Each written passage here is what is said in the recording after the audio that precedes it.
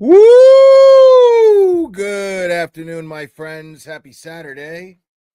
It's good to see you guys. I hope everybody's doing well. Um, yeah, man. So today we're just gonna basically do a little recap of yesterday's testimony from Crash Daddy, Dr. Wolf of ARCA. And yeah, man. It's gonna be fun because I caught a little bit of it.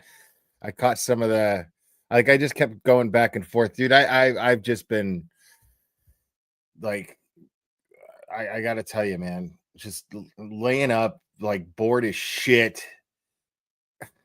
constantly bored as shit.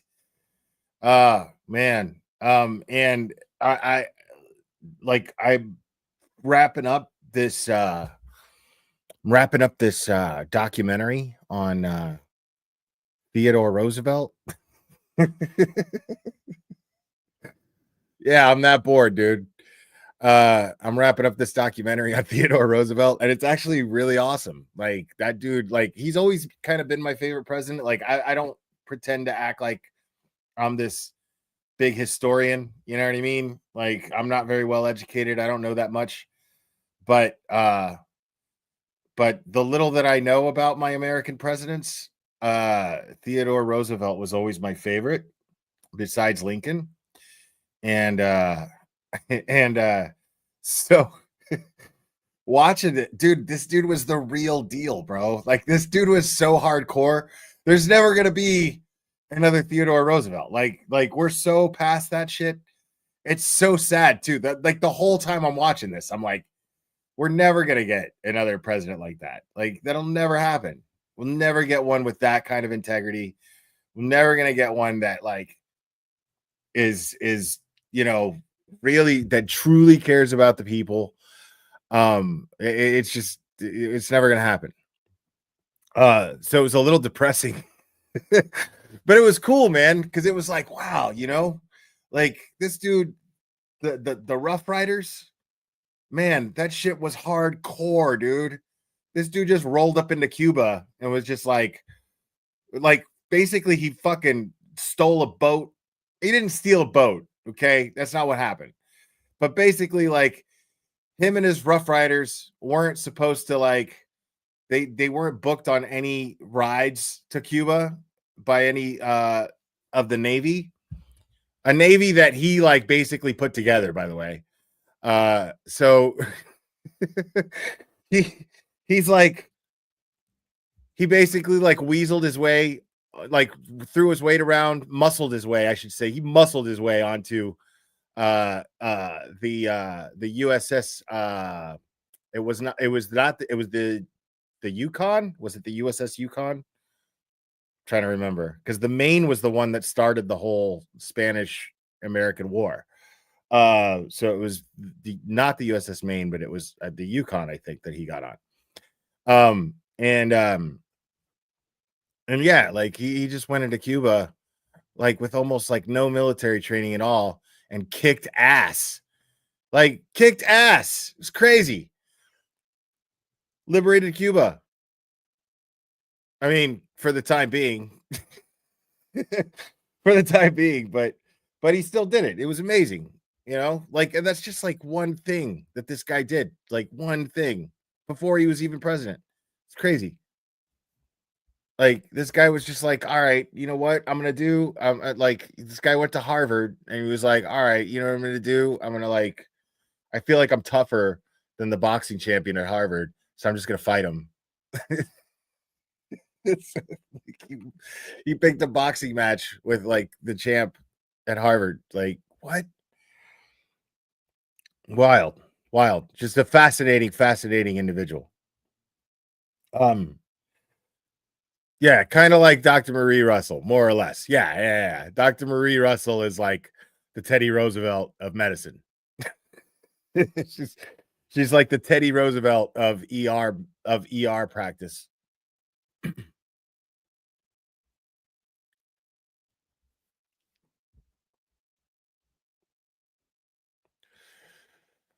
Yeah, that's true, man. Yeah, DePietro is the biggest de pendejo. Eso sí es verdad, bro. So, yeah, that brings me to now. Let me see if I can find a better part of this because I only saw somebody's like TV recording of it, and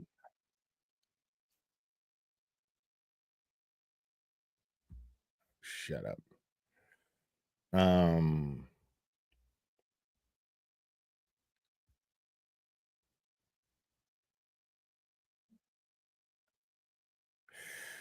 yeah, I'm not seeing it here. I doubt they posted it on YouTube. Um, so I guess I'm just gonna have to go to the Twitter uh post. Oh my god. Oh my god. Oh, here we go. I think we got a super cat. Super cat. I think we got a super cat. Super cat. Super cat. Super cat.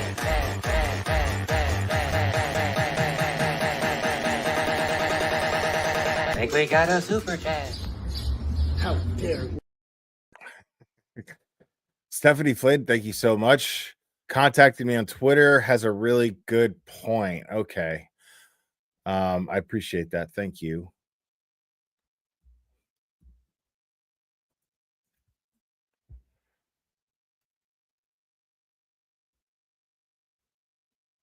God.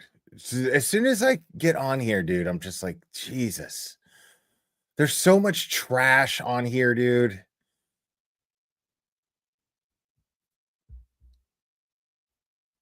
It's so ridiculous. Like, there's so many idiots on here.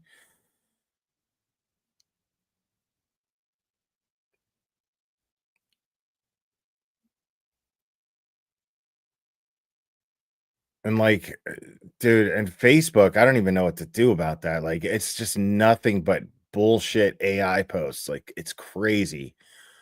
Like, nothing's real anymore. Nothing's real. It's bizarre. All right. So, this is all right. So, this is what I wanted to show.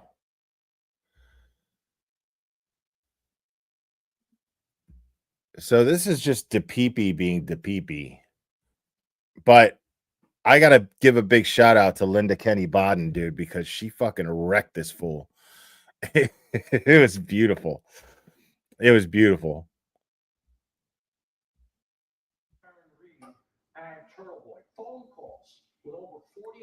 And this is the best I could do about the volume, honestly. Actually, no, it's not. This is the best I can do about the volume. Hold on. Tax. We have the contacts because apparently they used an Bro. They also had a ton of text messages. We don't have the content, but here's the thing that's come out recently is that Turtle Boy, according to the reporting, seems to be willing to flip. Now, he's not going to get into this case, but he apparently had all kinds of contacts with her during this case. He's charged with witness intimidation. He's also charged with conspiracy Okay. to. All right. Pearl, thank you so much.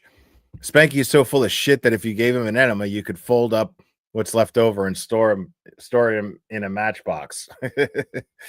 True. Thank you, Pearl. Yeah, this is ridiculous. Flip how? Okay, like first of all, let's talk about the subject of Dr. Turtle Boy Aiden Carney flipping, right? Let's talk about that for a second. Like, let's first of all, let's just get past the notion of how fucking ridiculous it sounds, but let's break down why it sounds fucking ridiculous. Okay?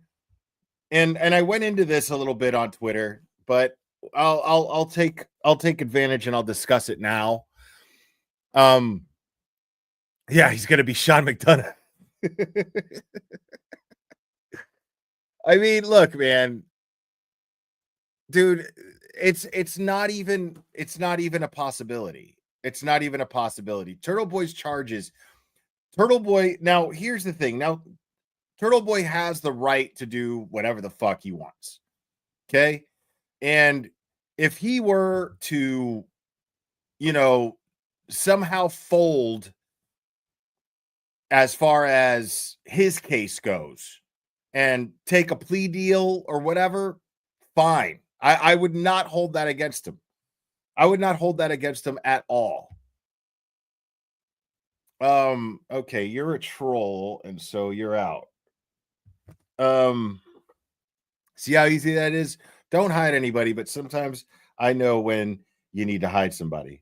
So, but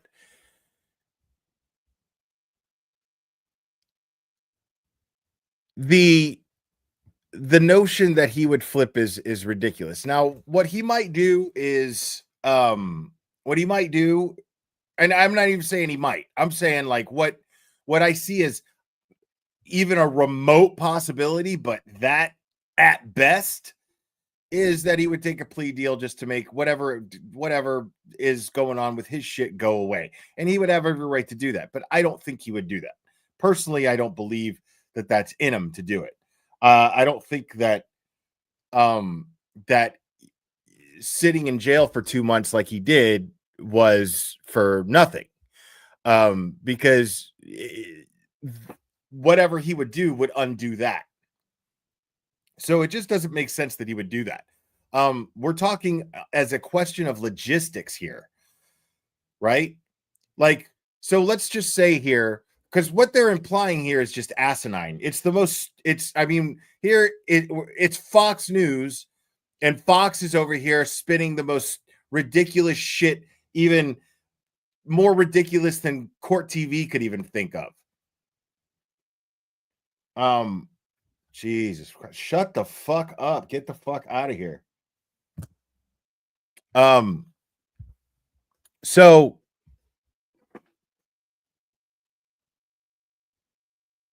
it would make no sense at all. It would make no sense. Turtle Boy has built a legacy from exposing what he's exposed in this case. I mean, it's what he's been living off of, building off of for the past 2 years. At least 2 years. Like, I mean,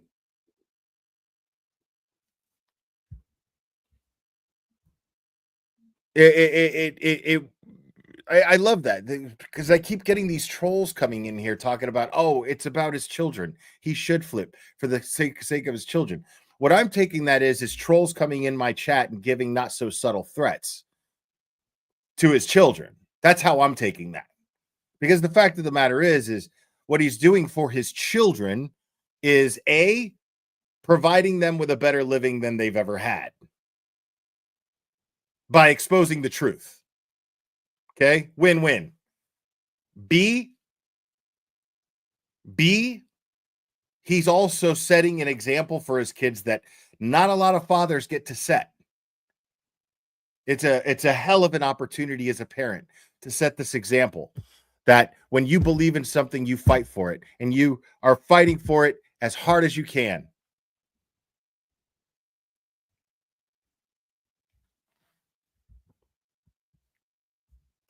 And yes, any mods that I would have in the chat, I know I said not to hide anybody, but when you have somebody who I'm repeatedly hiding and they keep showing up and making a new account, hide them. Because it takes me off my train of thought here. And then, so yeah, the fact that Turtle Boy is doing what he's doing is actually setting a good example for his kids. And I stand by that. I stand by that wholeheartedly. I can't think of a better example to set for your children than fighting for something bigger than yourself and believing in it so much. And despite the abuse you take, despite the people trying to take you down, despite the fear being instilled in you, you still persevere. I can't think of a better example to set for your kids, if I'm being completely honest. So when people are sitting here trolling my chat and saying, oh, well, he should flip for the sake of his kids, it sounds like a threat, because logically, that's asinine. Logically, it's asinine. So when you come into my chat with these troll accounts and say Turtle Boy should think of his children, it sounds like you're threatening his children. So if anybody hides these accounts, don't just hide them, report them.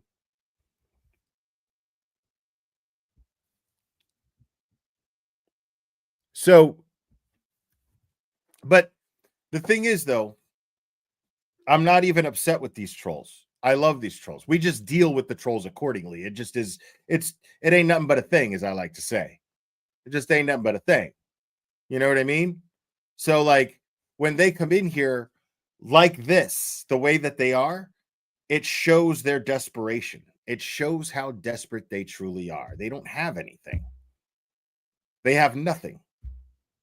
So the thing is this notion that Turtle Boy would flip and trying to intimidate him into flipping is just showing exactly why you know he won't. It shows that you're afraid, and it shows what you're afraid of, which is the truth.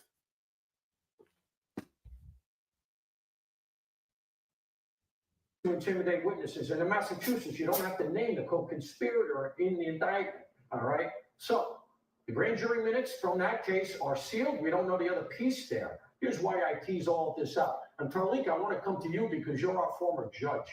What a mess. Because even if she beats the case, if she is acquitted, you got to imagine, in light of the fact that they have all of these contacts, if she is the co-conspirator, could we get another trial? Yeah, let's also not forget that. What does flipping mean exactly? Like, what does it mean? Flipping how? Are you implying that he would have to lie? That he would lie on behalf of the Commonwealth? That he would lie on behalf of the Commonwealth to save his own skin from what? I mean, that's insane. It's not like he's facing murder charges either.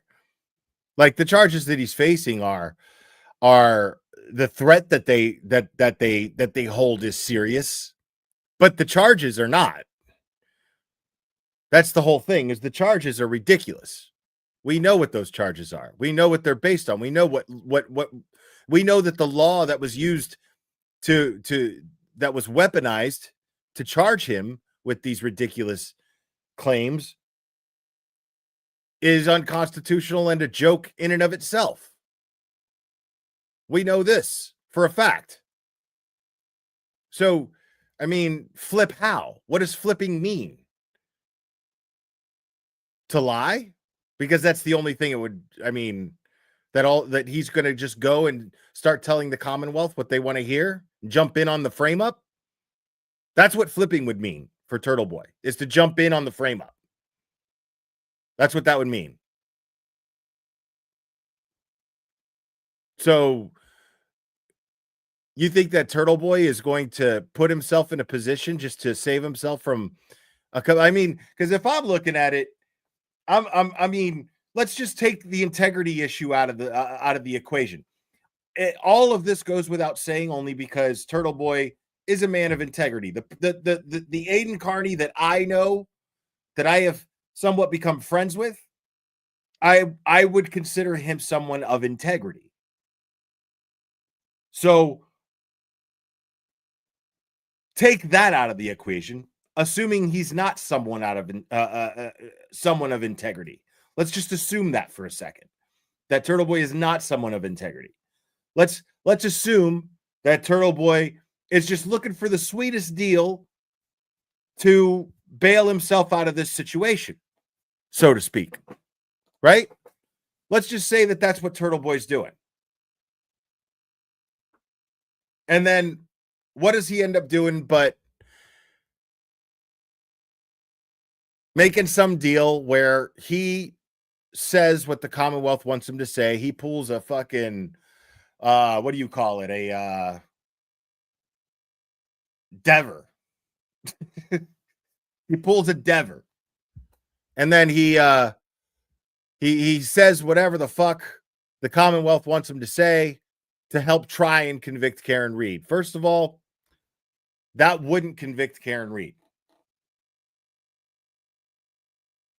The ARCA experts are in the middle of testifying right now, and they're proving that there is no way that Karen Read struck John O'Keefe with her vehicle. ARCA people. So they could sit there and get Turtle Boy to say whatever they want, right? In theory, sure. But that's not going to win the Commonwealth the case, is it? And then where does that leave Turtle Boy?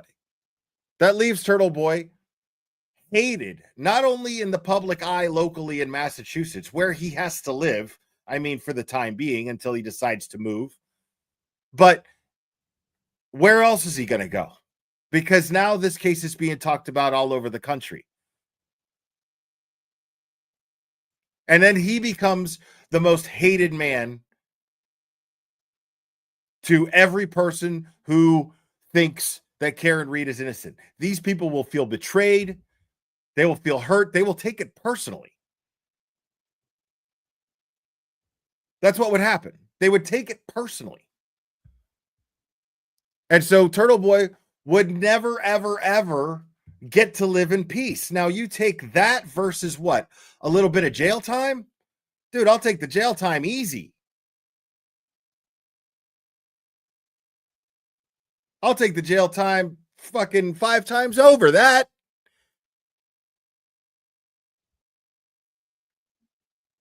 That's crazy. What's the point of being free if you're hated everywhere you go?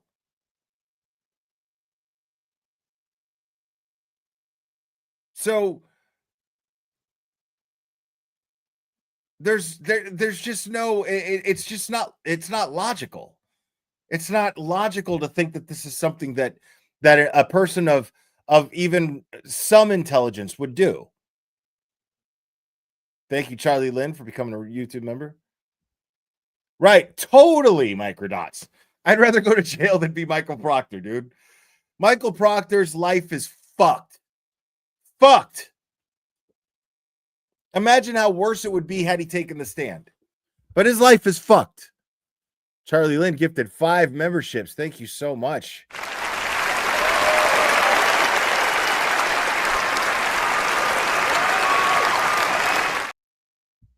But think about that. Turtle Boy, having been the person who is behind this entire movement, essentially. This is the person who put the fucking tires on the race car, fucking tightened it up, fucking revved up the engine, got it going. Took the first 2 laps of the race. Still in the race. Still in the race.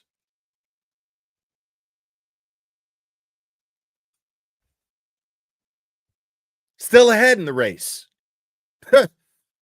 Still miles ahead in the race.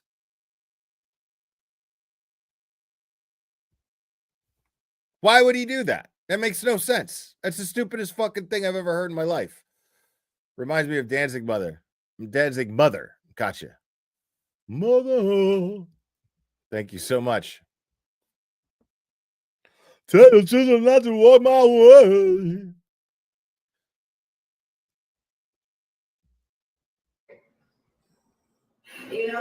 Paul, I think that this Turtle Boy is a problem, and I think the prosecutor played this one right.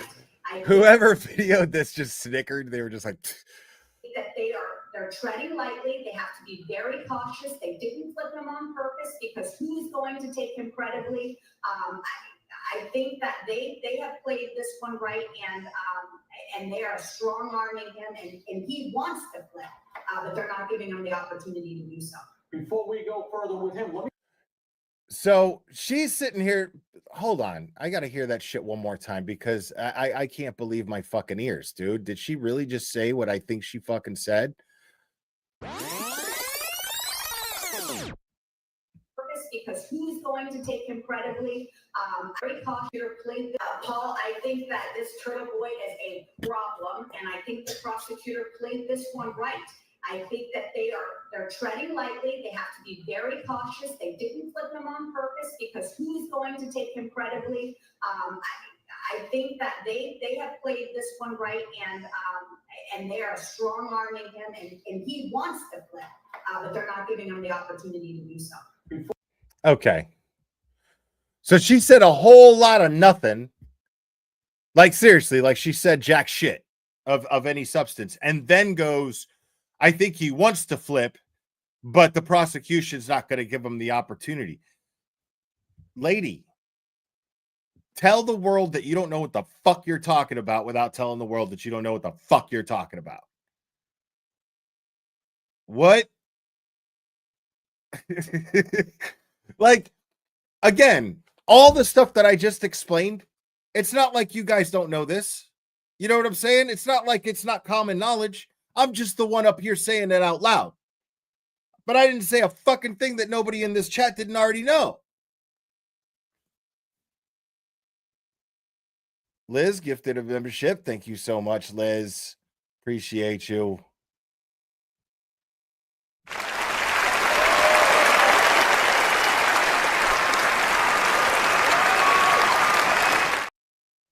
So, I mean, think about that shit. Like everybody here already knows that. Everybody here already knows how much Turtle Boy has to lose if he just decided to be someone who lacks the integrity of the person that we've seen have this level of integrity for the last 2 years. And I get it. I know that there's haters watching me every time I say Turtle Boy has integrity. They're like, Turtle Boy having integrity. Go fuck yourself. He does. Like, here's the thing, man. Just because he calls you a ratchet cunt directly at you doesn't make him someone who lacks integrity. Because if you happen to be, say, a ratchet cunt, well, then someone calling you that directly is actually someone of integrity versus someone who would call you that behind your back or would talk and spread rumors about you behind your back in little DMs and all these little places, all these little dark corners of the internet webs. You know what I mean? Maybe ask yourself if you're a ratchet cunt. You know what I mean? Like, I consider myself to be someone of integrity. I have my own basic life rules that I live by, and I don't compromise those. You know what I'm saying? But everything's out on the table. You know what I'm saying? You guys know what you get. What you see is what you get.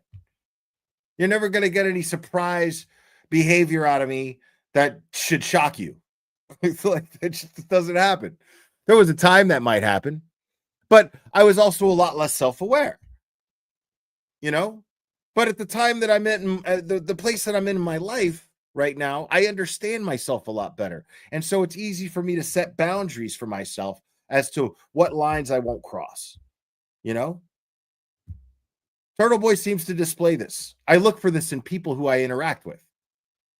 He seems to display this very clearly, actually. Or otherwise, I wouldn't fuck with the guy. You know how easy it is for me to just write somebody the fuck off? Like, it's so easy. You know what I'm saying? Like, I wouldn't fuck with the guy if he was the guy, if I got the impression from him that he was the guy that his haters say he is. Now, do I feel like he can be something like that if you turn on him or do him wrong? Sure. But to me, that doesn't make somebody who lacks integrity. That's just somebody who's not willing to put up with certain shit and then does certain things to make it copeable. So, I mean, I don't see anything wrong with that. I don't judge anybody for that. Like, however you're wrong, dude, then fucking do whatever you got to do. You know, and I might have my opinion whether the punishment fits the crime or not, but at the end of the day, it's none of my fucking business. That's between you and whoever fucked you over. Emil C, thank you so much. Can we watch Plevin's stream right now? No, not at the moment. Not at the moment. We still got a lot to go over. We're gonna go over the ARCA stuff. I know it's kind of whatever, but we're going to try to have as much fun with it as we can. That's if I ever get to it, because I got a lot of opinions on this. Before we go further with him, let me show the quick clip that we have of him, which is going to be number 12. Can we just show some of the stuff he's done? Sock 12, please. I posted on my Twitter account at Dr. Turtle. I posted a screenshot of the conversation. I messaged him. I found out that he was a car driver that reportedly not seen a body that morning, and I was wondering why the police hadn't spoken to him. So I messaged Lucky. I introduced myself, and he said he didn't want to talk. So, absolutely not. I think yes, Sarah, be creative. We all know what gonzo journalism is. Thank you so much. We're all big Hunter Thompson fans here. Bigger question is why did and yes, I agree with you. Dr. Turtleboy is definitely a practitioner of what would be considered gonzo journalism. I absolutely agree with that. As Hank Brennan calls me, why did I get to speak with the car driver before Michael Proctor did? Why was I more interested in what the eyewitness had to say than the state police detectives in charge of investigating Jonathan's murder? I think that's a great question. Linda Button, this guy. You see what I'm talking about? Like these idiots can sit there on one side of their mouth and say, Dr. Turtleboy is going to flip. They're going to say Turtleboy's going to flip and then show this clip where he's just like, no, man, the only question here is simple. Why the fuck am I the guy to talk to Lucky Loughran before Michael Proctor, the lead investigator who's fired now? I mean, that's the question everybody should be asking. Right now, we're on task here. We got Karen Reeds to free. We're on task here. Turtle Boy's on task. Okay? He's not thinking about his own shit when he's there to cover Karen Reed and her shit. That's why he goes in there. He's press. That's why he's there. Because he's been covering the case. The bottom line about that shit, and this chaps all their asses, dude. But I feel like they're getting used to it. And I feel like they're warming up to it. They're warming up to the reality. But I feel like everybody in that press box who went to fucking college for journalism and all this shit are like, well, you know, what the fuck, man? This guy's a blogger. What the fuck? You know, but now they got DePietro, you know? And the bottom line is Turtle Boy's been validated many times over throughout this trial, but throughout the first trial and throughout the second trial. Stuff that he found out on his own that wasn't public information. He put it out there and made the public aware of it. And then later on, it comes out to be exculpatory evidence that the defense uses for Karen Reed. This is undeniable. This has happened in the first trial and it's happened in this trial. This is all how this has been working. And the press, if their job is to be observant and see what the fuck's going on, they're not missing that detail. They're seeing that shit. The Ted Daniels and the Christina Rexes and the Sue O'Connells and everybody sitting up there has to see this shit. They can't deny it. They may not like it, but they know it.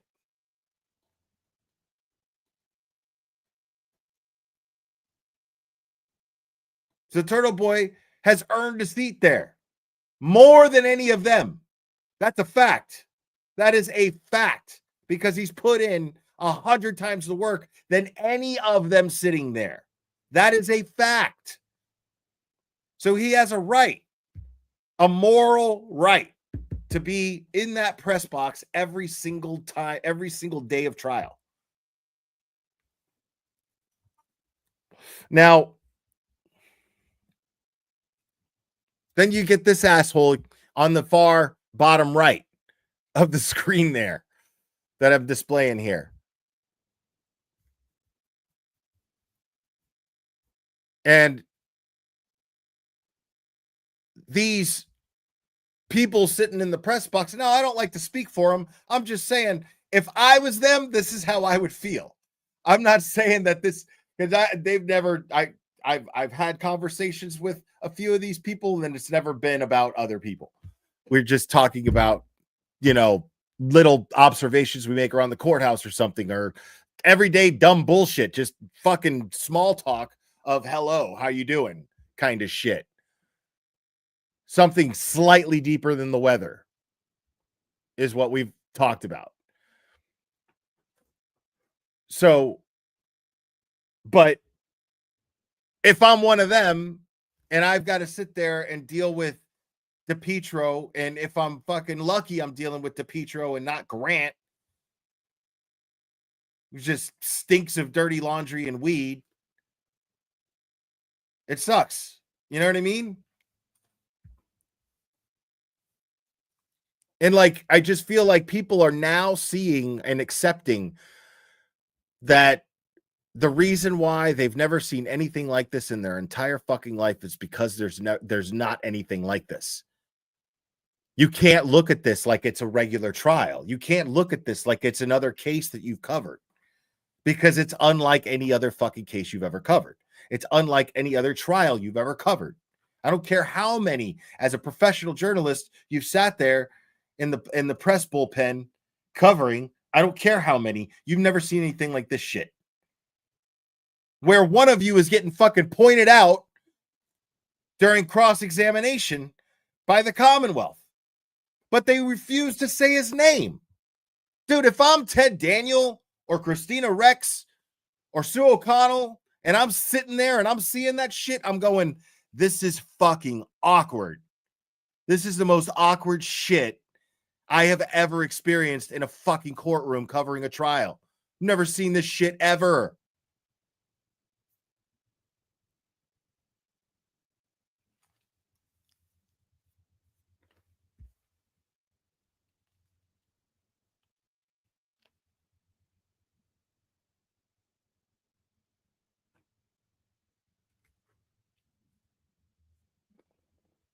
Yeah, sorry. I know I rant. Listen, Sue, I rant. I pause and I rant. I do that. It's just like I said.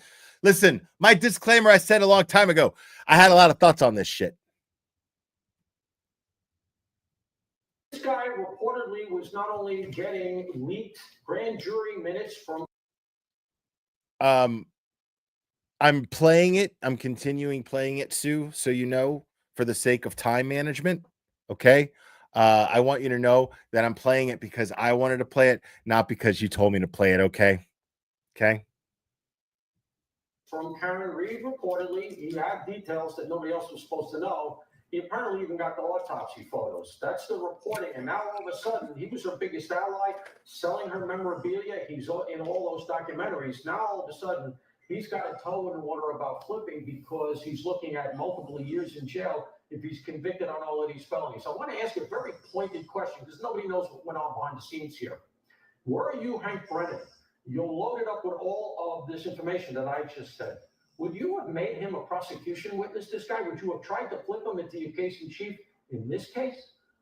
No, absolutely not. And I think that those indictments are Now, real quick, the person speaking now is Linda Kenny Bodden, and she has a channel here on YouTube called Justice Served TV with Michael Bryant, and they are absolutely fantastic.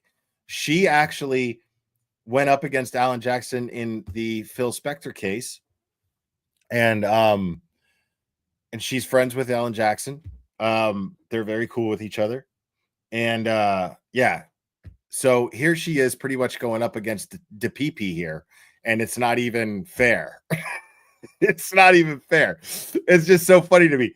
Like, I had to text her and be like, dude, amazing job on that shit. That was amazing. Fucking fantastic. To go out to the kazoo because he's a journalist and he's got a source. And boy, John DePetro would love to have Karen Reed as the source or one of the cops as their source. Okay, simple as that. We've interviewed Aiden a couple. You saw how she look at this dude's face, bro. She's like, yeah, dude, the PP would love to have Karen Reed as a source, wouldn't he? The fuck's he talk? What the fuck are they sitting up here talking about? The source or one of the cops is absolutely not. And I think those indictments are going to go out to the kazoo because he's a journalist and he's got a source. And boy, John DePetro would love to have. It's that simple. He's a journalist and he's got a source. And Don DePetro would love Karen Reed as the source or one of the cops as their source. Okay, simple as that. We've interviewed Aiden a couple of times, Aiden Carney, in our show. I mean, without Aiden Carney, we would have known about all this misconduct. Without a lot of the whistleblowers, we would have known about all. That is true. And so I give good credit to Aiden. I think that's part of the problem. I think people up there mistrust the police so much when they hear that he's the one who has to find the witness, and Proctor and the state police don't vote for another year. Were they really looking for the truth, or have they decided within the first 16 hours that they were going to indict the whack job? And I think Aiden's brought some light to this case, and I'll defend him. If Aiden wants help defending these charges, I'll go defend him. All right. Now, boom. Look at that shit. Linda even stepped up. She topped that shit off by saying, and I'll defend him. If he wants help fighting these charges, now he's good. He's got the killer bees right now. He's doing good, but you never know. You never know. He might add another team member.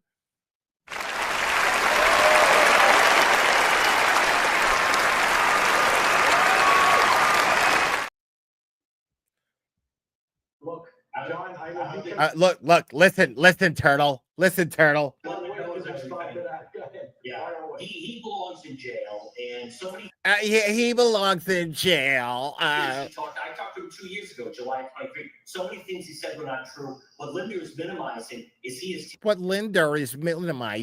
terrorized innocent people. Karen Reed used him to go after people. Look how we all say, look.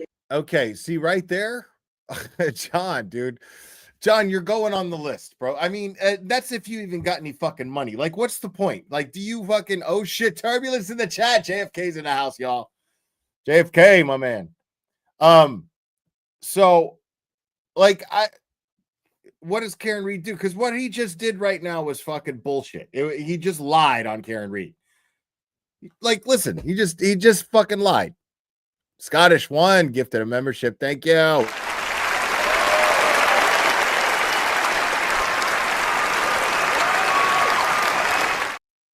Disclaimer. Look.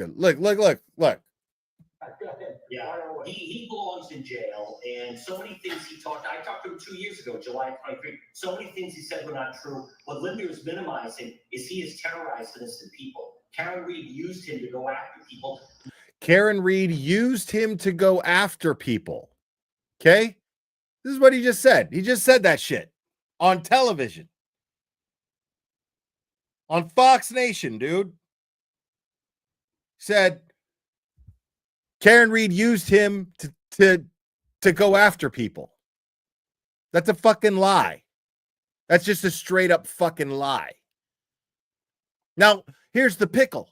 Karen Reed's already got to go after so many fucking people, man. She's going to sue so many people if she decides to do that. There's so many to go after, dude. The PP ain't got no goddamn money. You know what I'm saying? Like, it's like going after canceled Karen, dude. It's like going after Critical K. Critical K, that fucking idiot, she fucking got sued for $10 million and then tried to like go like this was her defense. This is what she did. She went, la, la, la, la, la, you can't sue me, la, la, la, la. That's what she thought she could do. It didn't work, just so you know. It didn't work. She literally like she would get subpoenas and she would like write back to the court and be like, stop harassing me. Dude, Uncivil Law covered her case a lot, man. Go check out Uncivil Law, man. Kurt, like he covered that shit when it was happening. Ray Andriacchio sued Critical K for $10 million, and Critical K just like her whole defense was wishing it would go away. A fucking idiot. And then like the judge, she got no goddamn money because dude, she canceled Karen does not have $10 million. So the judge ordered her to pay $500,000, $500,000. Canceled Karen does not have $500,000 either. So she's gonna be paying that shit off the rest of her life. If I was her, I'd get busy. I would start getting on the internet and peddling more lies, hoping somebody will bite. Emily C., thank you so much. Did you see Bev's son is a lawyer? I wonder what he thinks of his corrupt mommy. His name is Frankie Canoni. I don't know. I mean, yeah, we don't really, I mean, of course, I expect that her kids are probably in law school or lawyers. I mean, it's usually what judges and lawyer families do. Look how we all say, look, they've abandoned the third-party culprit people in the house. He was targeting, harassing families. He's used horrific language on the judge, on the mother of John O'Keefe. Linda, you have to look yourself in the mirror if you represent someone like him. He is wow. Because he uses foul language. Foul language. He is basically pathological liar. Look at Ted Daniel and Sue O'Connell. Ted Daniel and Sue O'Connell are just like, just staring at my computer. I'm going to pretend like I don't know what's going on here. I mean, I'm going to write about it, but I'm going to pretend like I don't know what's going on here. Fuck, this is awkward. The C word, okay? And you're going to defend Proctor uses the C word? Okay. You said Proctor was going to testify. And also, the specialist said you could make that wrong in 4 minutes and 15 seconds. You were wrong on that, Linda. All right. Listen. I'm going to call them. All right, here's the story. I wonder why they didn't call him two. Here's my thing. So this is still the whole fucking why not call Proctor? Dude, it's so easy to understand. Listen, dude, I don't want to trash, I don't want to trash what anybody else says who I respect. And I most definitely don't want to contradict an attorney's opinion. But, Mark Bettero's hill that he's dying on is that they should have called Michael Proctor, right? That's the hill that Mark Bettero's dying on. I'm dying on the hill of the shoe. Mark Bettero's shoe is them calling Michael Proctor, right? But I get why they didn't call Michael Proctor. See, me and Larry, the DUI guy, are on the same page on this too. I get what they're doing. I think that they strategically painted a picture for the jury of Michael Proctor. They successfully did this, and they successfully did the same thing with Brian Higgins. I feel like they have done this very successfully, and they are really focused on the reasonable doubt, really focused on the ARCA. They did make this a battle of the experts. I think that they've destroyed in the battle of the experts. So I feel like as much as I would have liked to seen Proctor on the stand, I'm not one to say, so I'm not saying that I disagree with Mark Bettero, because who am I to do that? But also at the same time, what I'm saying is, without disagreeing with Mark, because I don't know if it would have been better to put Proctor on the stand. All I'm saying is that I understand the defense's decision not to, and I get the strategy. I'm seeing the strategy behind that, and I feel like it's effective. So now I don't get to say that, well, would I have put Proctor on the stand or would I not have put Proctor on the stand, because I'm not qualified to say that. But what I'm saying, though, is as an observer and watching this team for the last year and a half do what they do, I feel like, and having met them and knowing their integrity, their sense of integrity, I understand this. I feel like there's probably a risk in putting Proctor on the stand that they would rather not take, that the effectiveness of painting this picture of a boogeyman to the jury is more effective ultimately, and counting on that is more beneficial than taking the risk of Proctor making himself and them making him look like the boogeyman, putting a face to the boogeyman to the jury. Because that boogeyman you don't know what he's going to have up his sleeve. You don't know what Brennan's going to do. Brennan is full of surprises. And Brennan was daring them to put Proctor on the stand. So you don't know what Brennan's capable of. Like, we're seeing that he's basically capable of doing anything underhanded. He doesn't care. He has no sense of integrity. He's not in search of the truth. He's not in search of justice. He is a weasel shitbag, fucking mob goon piece of shit who is trying to railroad an innocent woman and do so in any way that he can. Since the truth is not on his side, he is going to amplify the lies. And that is what he's been doing. So who knows what he would do with Proctor on the stand in cross-examination? Who knows? But that's just my uneducated analysis of that. My uneducated opinion. Because we're not getting, but I was going to say. So, yeah. But Linda just killed him, dude. It was fucking great. It was absolutely great.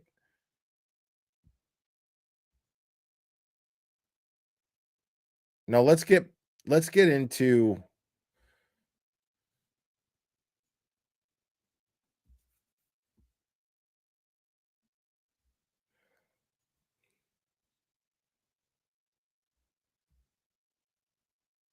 all right.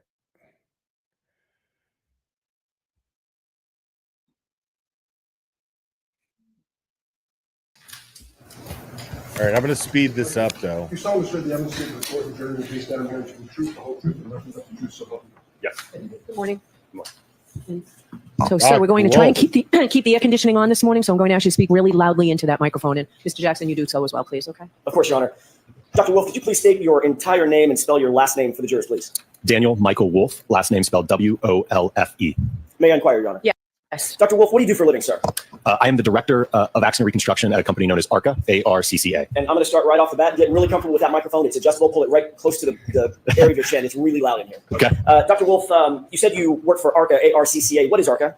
ARCA is a forensic engineering consulting firm. We have a variety of disciplines: accident reconstruction, which is the group I'm a part of, biomechanics, failure analysis, and crashworthiness. And you said that your title again, one more time? The director of the accident reconstruction team. And what sort of contracts does ARCA normally engage in routinely? So in addition to our forensic consulting work, we have, going back in time, we've dealt with doing contracts with the Department of Defense, where we designed energy-absorbing seats for MRAP vehicles, mine-resistant armor protective vehicles, where these vehicles were going over explosive devices, and the energy from those explosions was going through the vehicle into the occupant. So ARCA designed energy-absorbing seats to help mitigate the injuries in that type of... Wow, that's fucking wild. But hold on, we're going to take a quick little detour, real quick here, folks. A quick little detour.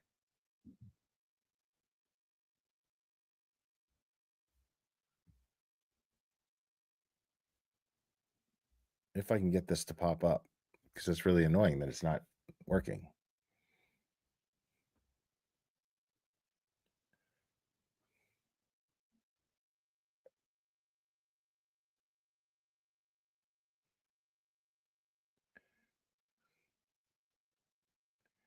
Hello?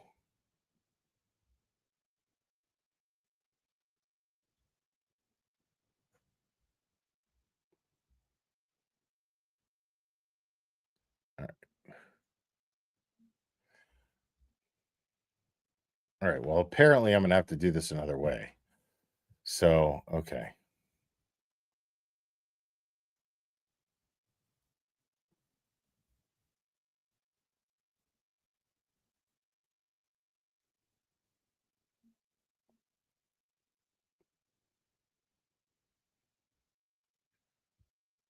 Hello? What the hell?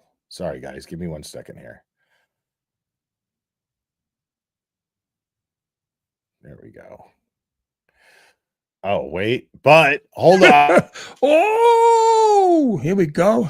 I think we got a super dad. Super dad. I think we got a super dad. Super dad. Super dad. Super dad. Dad, dad, dad, dad, dad, dad. I think we got a super dad. How dare you? Meatball Morrissey Sketty Stain, what's up? Been a minute. How are you? I hope you're doing well. I'm gonna send this to myself. It is so effed up that John PP Show would say that about Turtle Boy. JD literally did the same, but 100 times worse on the daily to some guy in Rhode Island. For him, for him to now vilify Turtle Boy and say he deserves jail is ignorant. He has 2 very young kids. Yeah, it is ignorant. Thank you, Meatball Morrissey Sketty Stain. I agree with you. Thanks for putting up with my fuckery. Oh, of course. Thanks for putting up with mine. What are you talking about? Appreciate you. All right. Let's keep going. In those types of incidents.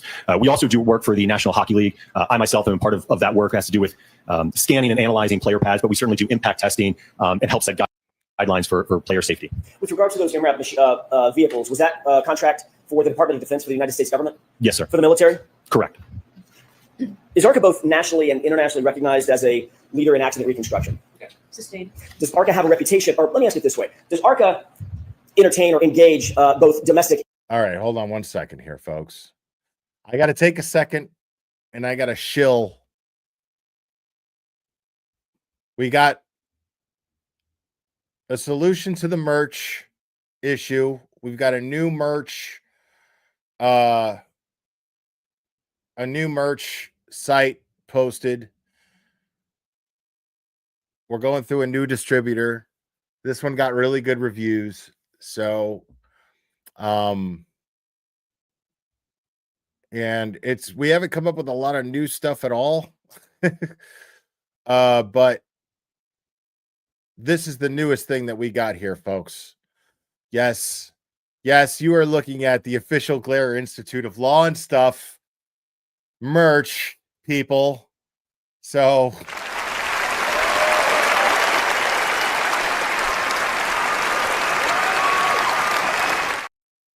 now you're gonna need you're gonna get to be able to tell people that you're an official alumni of the Glare Institute of Law and Stuff. Okay, folks, you can get them in tank tops. All right, get them in a hoodie. Look at that. You got a nice hoodie, you got a long sleeve shirt, you got a tank top. It's beautiful. Look at that. You got Drago and Clubber merch. Okay. You got some good stuff here, folks. All right. Oh, my bad. So there you go. Now you know. There's Glare merch. We got a new distributor, so big shout out to Sherry for setting that up. And yeah. So now the merch issue is settled. Teespring sucks. Fuck Teespring. We don't use Teespring anymore. We're using whatever the fuck that was. Domestic and international contracts and clientele. Yes.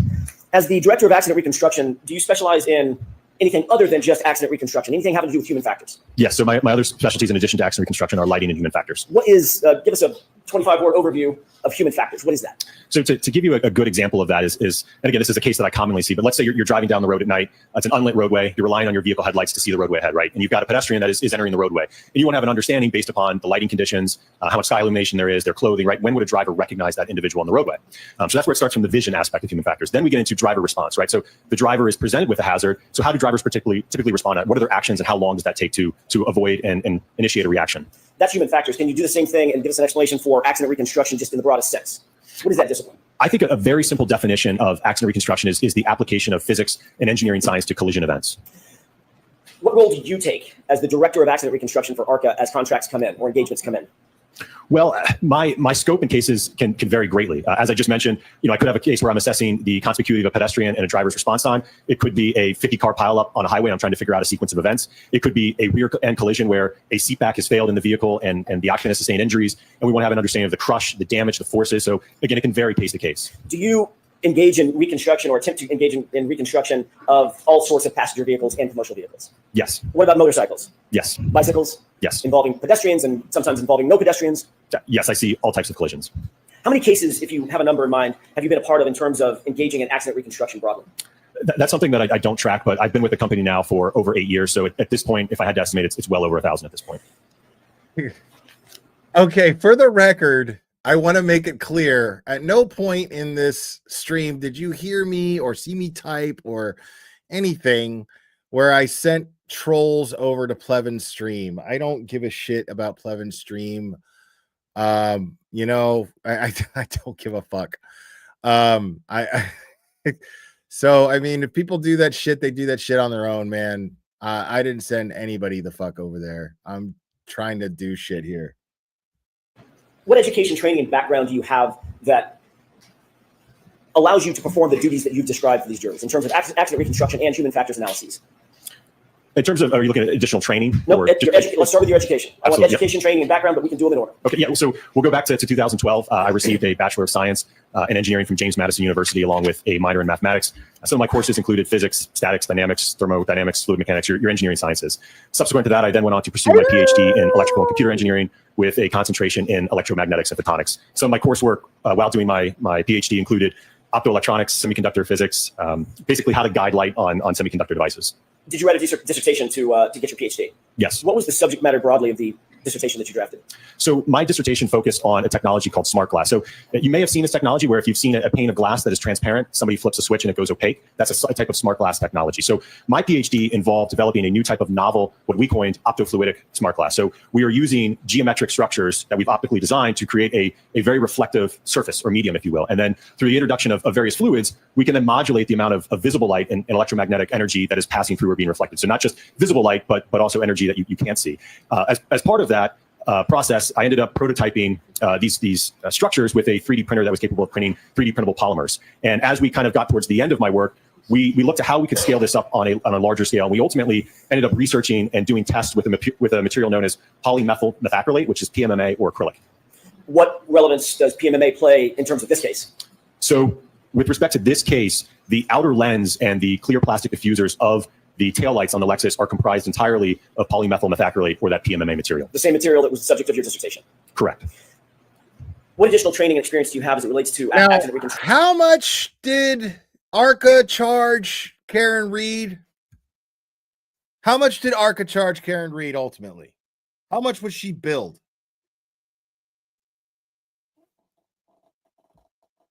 Thank you so much, Ken Wesolowski.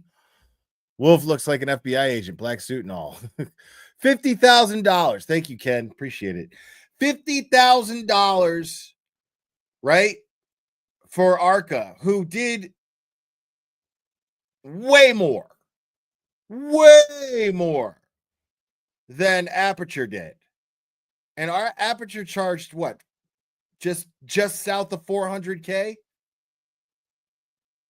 Now, if you ask me, considering the work that we saw that Aperture put into their research, and considering the work that we're seeing ARCA put into their research, considering the difference in cost, is it unfair? Considering what Aperture's role was in all of this, let's not forget that they were basically told to lie. I mean, they were not credible witnesses. This Burgess dickhead, this guy was a fucking liar and unqualified. And then Welcher, I mean, I don't even know where to start.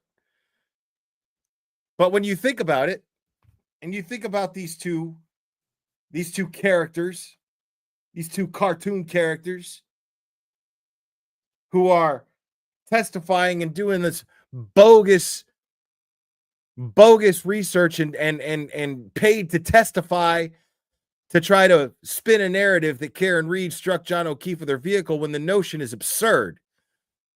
It's absurd to the layman, much less to the expert. So the idea that research and those exercises cost just south of $400,000, it's not unreasonable to wonder if the difference of that was a question of ethics.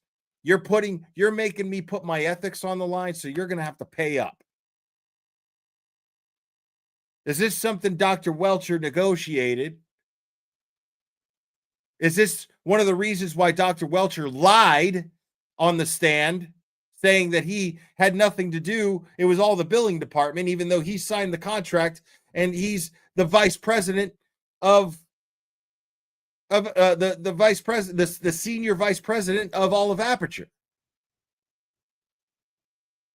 You're going to tell me he wasn't in the room for the negotiations of that $400K? He's the one who signed the contract. You're going to tell me that he's not in the habit, as a senior VP, he's not in the habit of reading contracts before he signs them?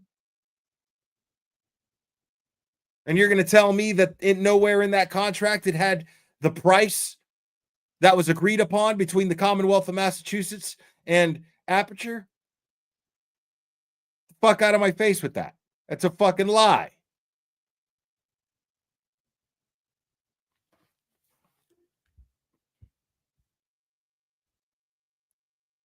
So, and then you look at this price, $400,000 to do what? Put grease paint and buy a Lexus?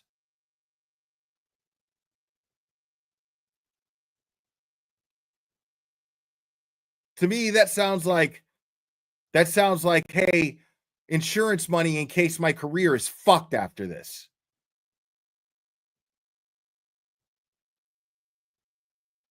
You're going to have to pay up. You want me to compromise my reputation and integrity? Pay up. That's what that sounds like to me. Reconstruction beyond your BS and your PhD. So certainly the 8 years of work that I've had at ARCA has certainly trained and taught me a lot over the last 8 years. Like I said, I've seen hundreds of collisions, all different types of accidents. But in addition to that, I continue to take courses through Northwestern University in crash reconstruction, human factors and lighting, heavy vehicle forensics, heavy vehicle EDR downloads, Bosch data retrieval and black box downloads, photogrammetry. So a number of continuing education. Are you accredited as a traffic accident reconstructionist? Yes. By whom? An organization known as ACTAR. Is that a nationally recognized organization? Yes, sir. What does that stand for, ACTAR? The Accreditation Commission for Traffic Accident Reconstructionists. Are you trained in photogrammetry? Yes. What is photogrammetry generally? So photogrammetry is the science. Think about what that means, of what I was just talking about. Think about what that means. What does that mean? That means that the Massachusetts taxpayer paid for a hired hitman, paid for some unethical piece of shit to try to ruin an innocent woman's life. That's what the Massachusetts taxpayer did. And they were forced to do it. They had no say in the matter. That's the fascinating part. The Massachusetts taxpayer financed the framing of an innocent woman and had no say in the matter. Okay.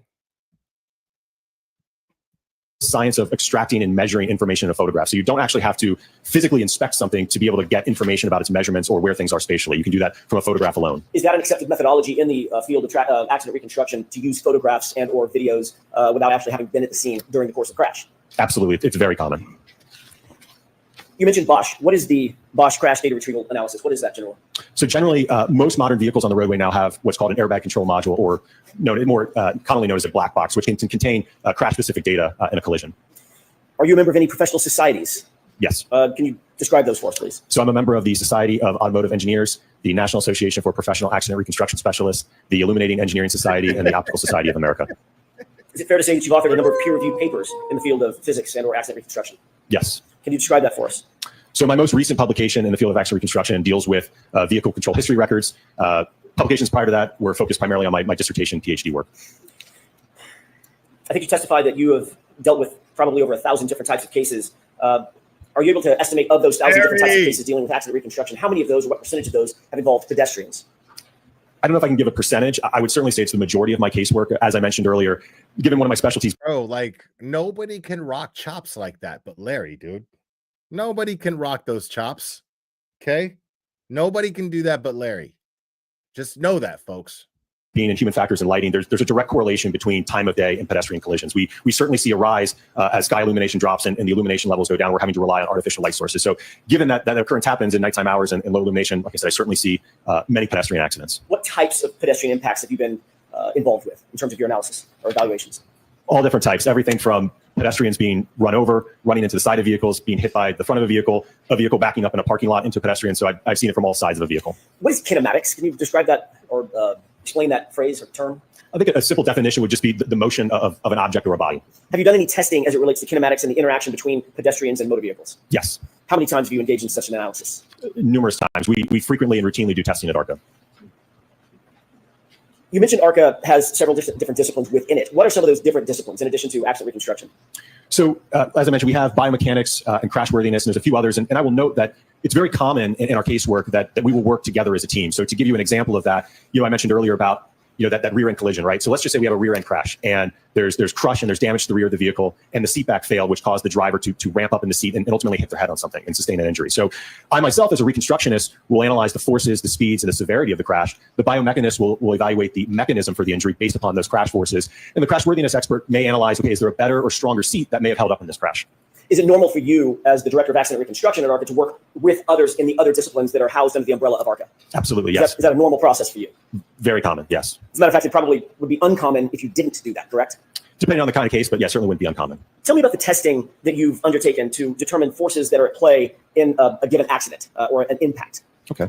So to give you a simple example of it is, let's just say we have a sideswipe type collision where two vehicles sideswipe each other and a front bumper gets torn off or deflected. Essentially, there's some deformation to it, right? We can do testing at ARCA to determine how much. Since we're pressed for time, I'm going to just skip through a lot of this, okay?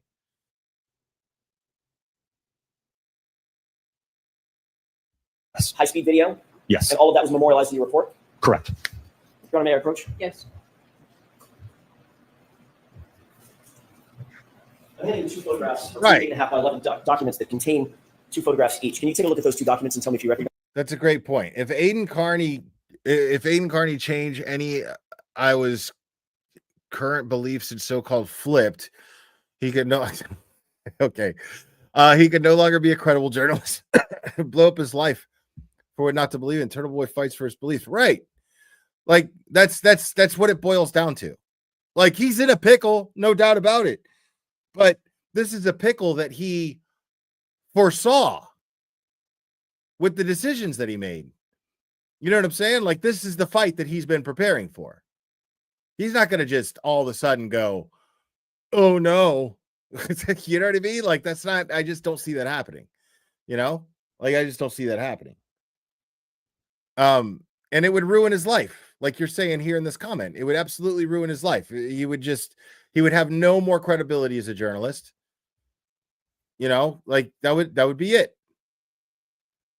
And then he'd have to like just find something completely who the fuck knows what he would do. Maybe go back to teaching if he can. Who knows?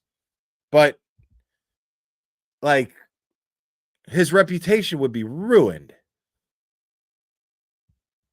You recognize those? Yes. Does one represent? You mentioned that one of the tests that you performed was at 37 miles an hour, correct? Correct. Did you mention that the speed at which, or the velocity at which the other test was done? If I didn't, it was 31 might per hour. All right, so 31 and 37. Do you see those two documents in front of you? Yes. Does one of them represent the 31 mile an hour test and the photographs associated with that? And an extracted frame from the high speed, yes. Okay, and does the other one represent the other test, the 37 mile an hour test? Yes. We could take those one at a time. May I put one more time?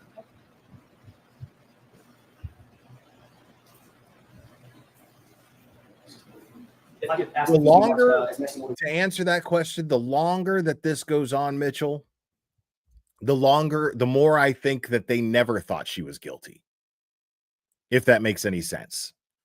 The longer that this goes on and the longer that I see them in support of prosecuting Karen Read, the more I think that the O'Keefe family never believed that she was actually guilty, never actually believed it. Because I just can't see a common sense person. And I'm not saying that the O'Keefes don't have common sense. I'm saying the opposite. I just don't see how a common sense person can see all of this and go, you know, I mean, yeah, sure. I hate that turtle person, but you know, the facts are facts. Like, I just don't see how a common sense, independent thinking person can fucking not at least think that. Like, to me, this is just Irish stubbornness that I'm looking at. That's what I'm looking at. Just Irish stubbornness, or they always thought that Karen was guilty. Or I'm sorry, they never thought that Karen was guilty.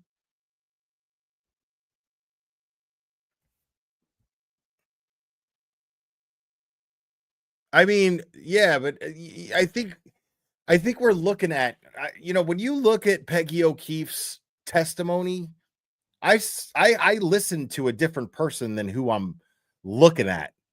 You know what I'm saying? Like, if I'm that jury, I hope that jury is really like kept her testimony in mind. But looking at her every day sitting there, it paints a different picture than what her personality really seems to be. Like, that lady sat on the stand, and I got the impression of not a grieving, sad woman, but an angry woman. Sarah, be creative. Thank you so much. Guess who has her super chats back, baby? Well, right on. I'm so glad that you do.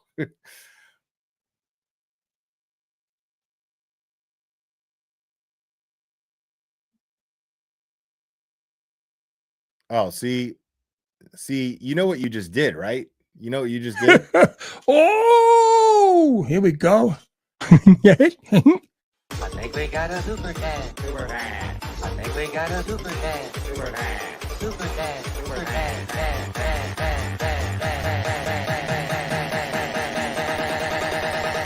I think we got a super cat. How dare Get in line.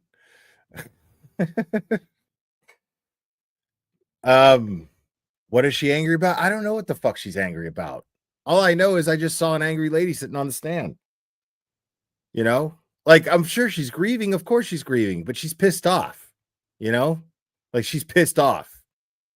Like, I always saw her as meek because of her being elderly and sitting there and crying. I always saw her as meek until I watched her take the stand. Then I was like, oh, okay. Yeah. This lady, that's okay. You know? We wanted to try 31 mile an hour test and hand it to you. So there's no objection? Not negative. Yeah, she does hate Karen. Yeah, the second document represents the 37 mile an hour test. 214.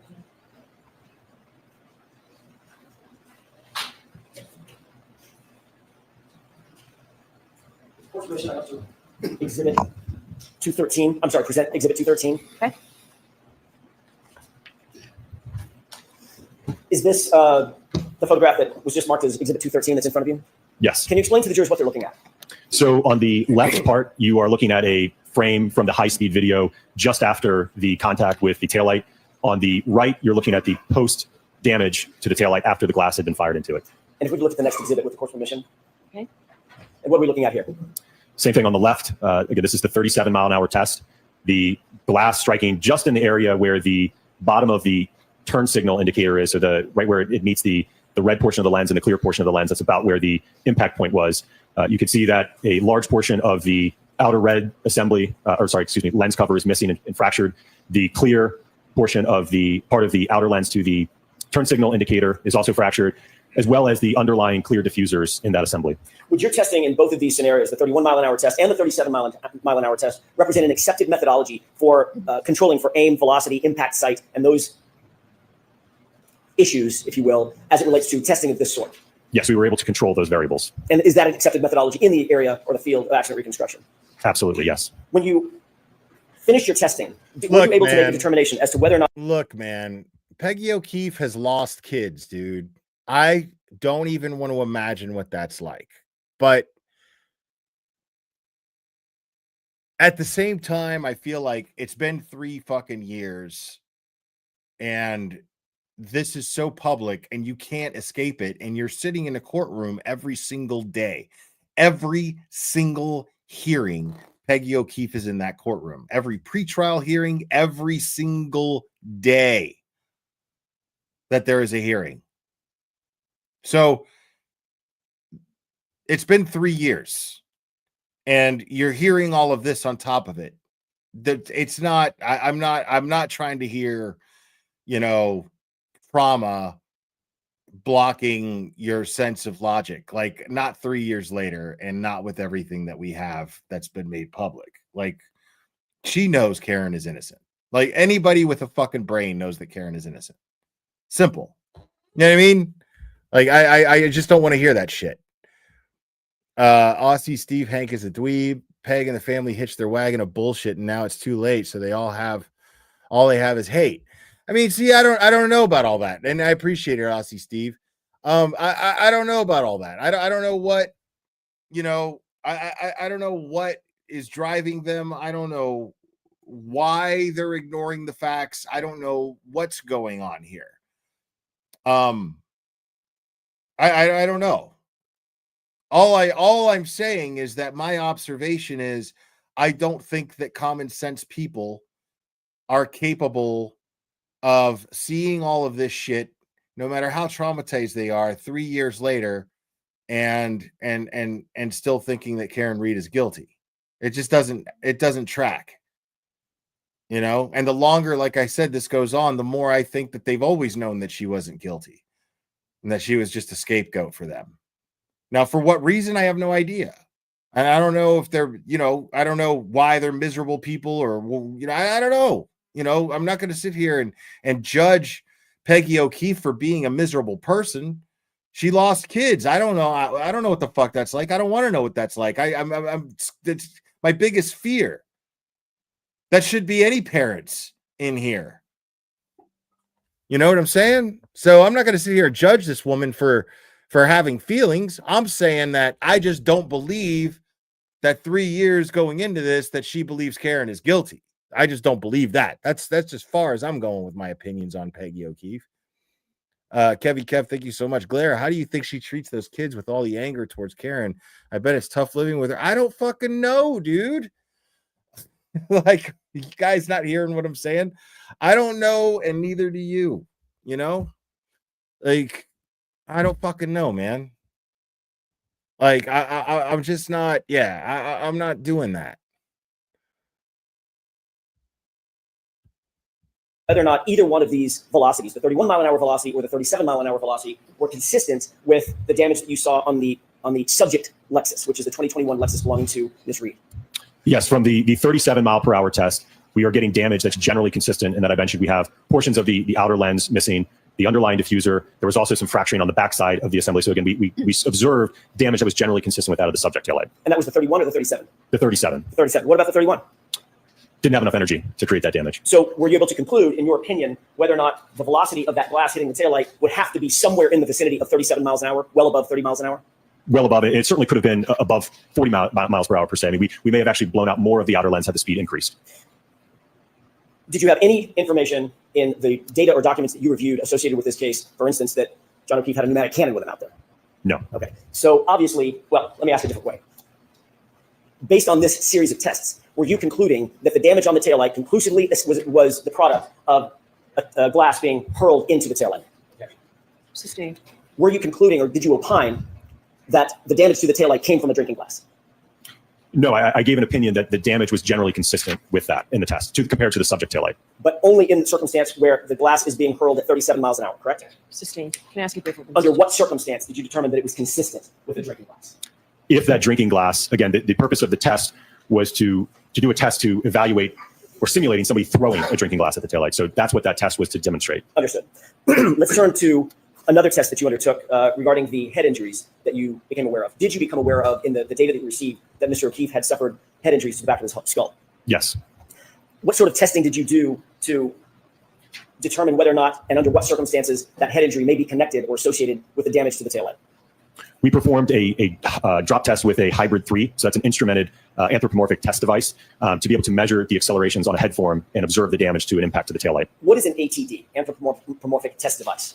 So it's a device that's commonly used in our field, and it's certainly approved by the federal government to evaluate crash forces and occupant kinematics, or I should say occupant. Bro, so fucking what if Peggy O'Keefe is a fucking alcoholic? So are half of you motherfuckers in here, so stop it.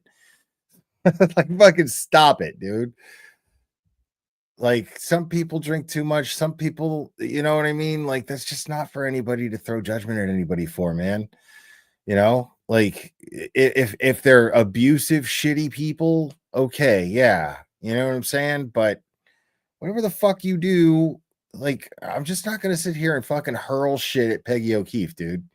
Like, I'm just not doing that. Like, I don't get anything out of that. There's nothing about that that satisfies me in any way. I have no beef with that lady. All I'm saying is I don't think that anybody following this case and knowing all the facts can logically think that Karen Reed is guilty, including the O'Keefes. That's all I'm saying. Give a fuck about what she does on her free time. I don't give a fuck about her issues with her family. I don't give a fuck about none of that shit. It's none of my business. It's none of your business. So I'm not going to discuss that shit. Crash forces.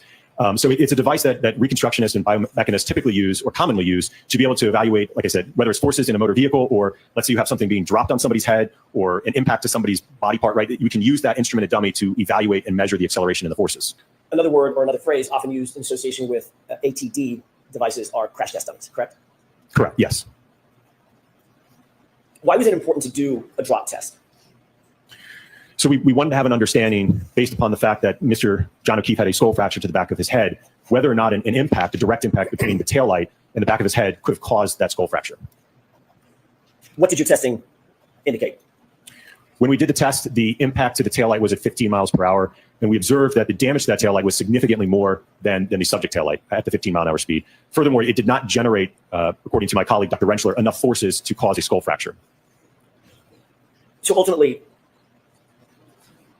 what was your conclusion related to the taillight potentially striking John O'Keefe in the head at above 15 miles an hour? From a damage perspective, it was inconsistent. Inconsistent. Correct, inconsistent. Did you consider temperature and control for temperature in any of your testing? Yes. Why is that important? Wow. Well, that will affect how that, we've talked a lot about that acrylic material of the lens. That will certainly affect how it fractures. So we absolutely controlled the temperature during these tests. How did you control for temperature?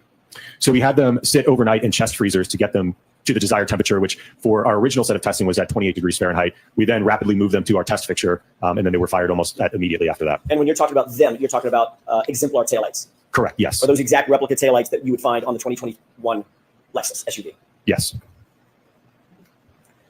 After your testimony in the first proceeding last year in the spring of 2024, were you ultimately contacted by the defense in this case? Yes. When were you contacted by the defense? I know that I had reached out to you, I believe it was in February of this year, because I think I saw some things in the media and was just wondering what was going on. Sustained. Just when? Just a date, Dr. Will? I don't know if I could give a specific date. If I had to estimate, sometime in February or March, probably. Were you still under contract with the other entity that hired you? Sustained. At some point, So, I mean, let's keep in mind, okay, something that's always there. Keep in mind that Judge Beverly Cannoni is blocking the jury from knowing that ARCA was hired by the FBI and the Department of Justice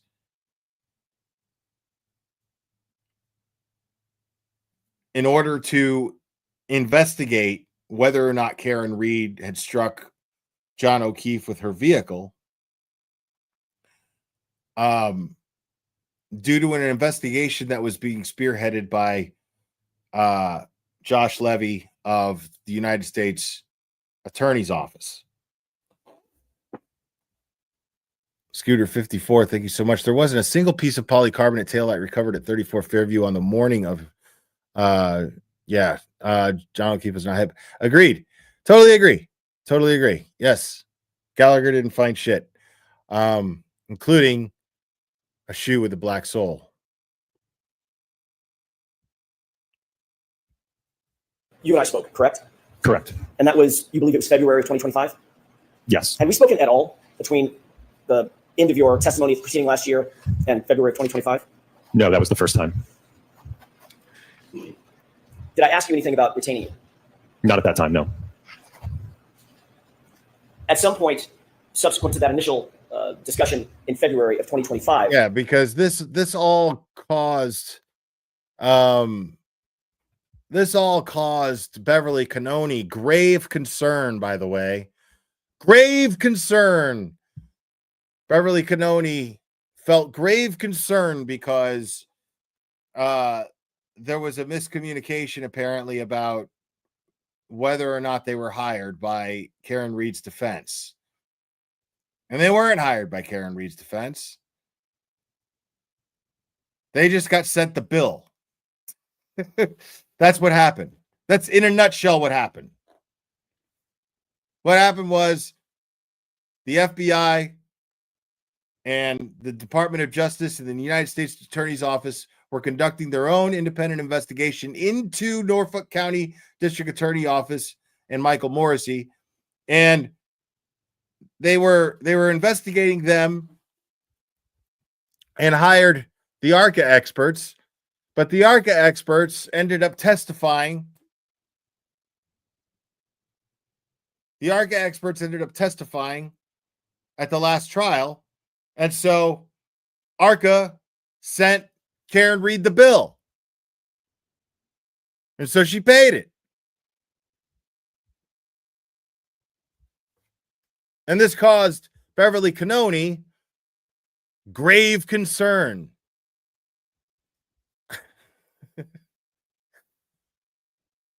Did we have another discussion about the potential of retaining you? Yes. Tell me about that. When was that? From what I recall, it was sometime in March, and we were trying to figure out. Sustained. Next question, please. Did I ask you if you were available to be retained by the defense? Sustained. May we approach? Okay.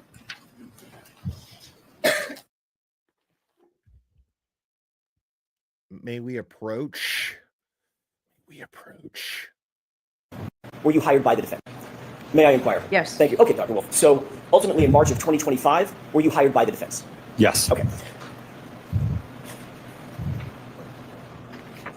Were you asked to do anything or to review anything from the Commonwealth and any of their experts in relation to testing that was undertaken by them regarding the Lexus and Mr. O'Keefe? Yes.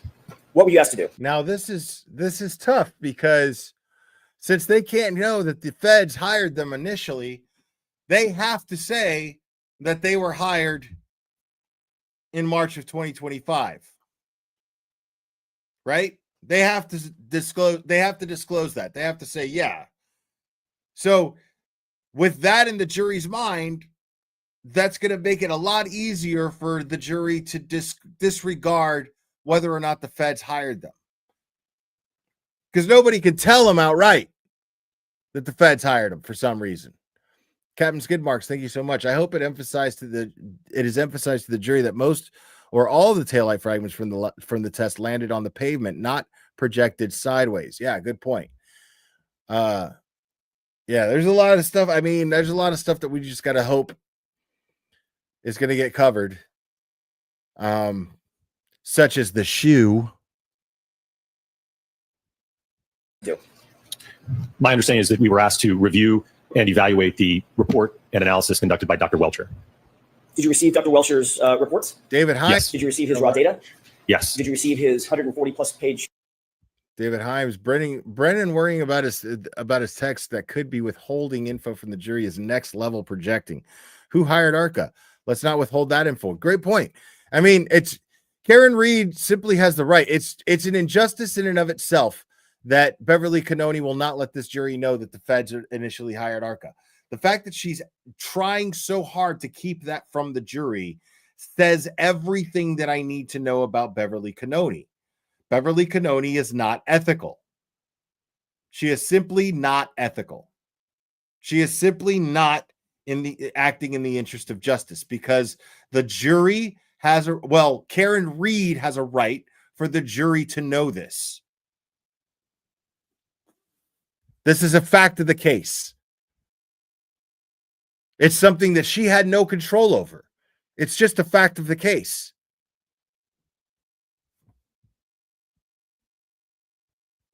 Page PowerPoint? Yes. And did you undertake a review of that, all of that data, in order to evaluate that data? Yes. What methodology did you undertake at that juncture before you began any testing? Just your review process. What methodology did you undertake in terms of your review of his evaluations and his opinions and conclusions? Well, I think when reviewing his report and his analysis, I look to his opinions, and then I look to what's the basis and the foundation to those opinions, right? How did he ultimately arrive at those final conclusions? So I'm looking for the methodologies that he followed, what testing did he do, what type of experiments, what type of data analysis, ultimately to provide that opinion. Ultimately, did you prepare a PowerPoint presentation in furtherance of memorializing your review and opinions and conclusions of his evaluation and testing? Yes. Did you bring that with you today? Now, yes. I spent a lot of time ranting on this live, and I appreciate you guys for putting up with it. What I'm going to do, I'm going to skip to the cross. Okay. We all know, I mean, we saw this testimony already pretty much last time. I mean, it was cool to see all of the testing being shown. I would have liked to have gone over that if I had more time, but I don't have more time. So we're just going to skip to the cross.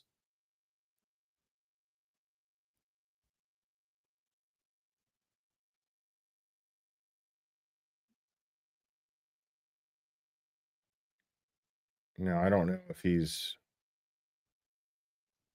So I'll try to point them all out. So obviously, we talked about just now the Lexus here, the exemplar vehicle. We have a forklift that was hoisted up that ultimately. Of that hoodie? No. The exemplar hoodie, I should say. Correct. There we go. Did you? All right, before we leave, you're taking.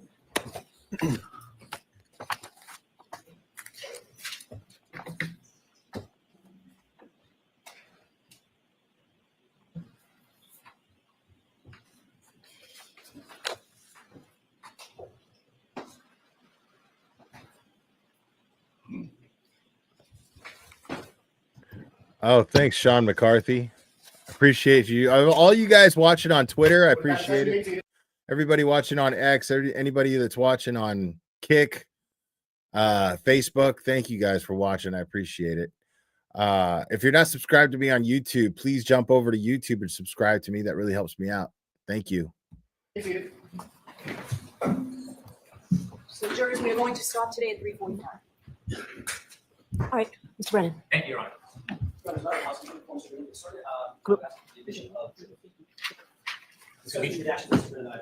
All right. So, okay, great.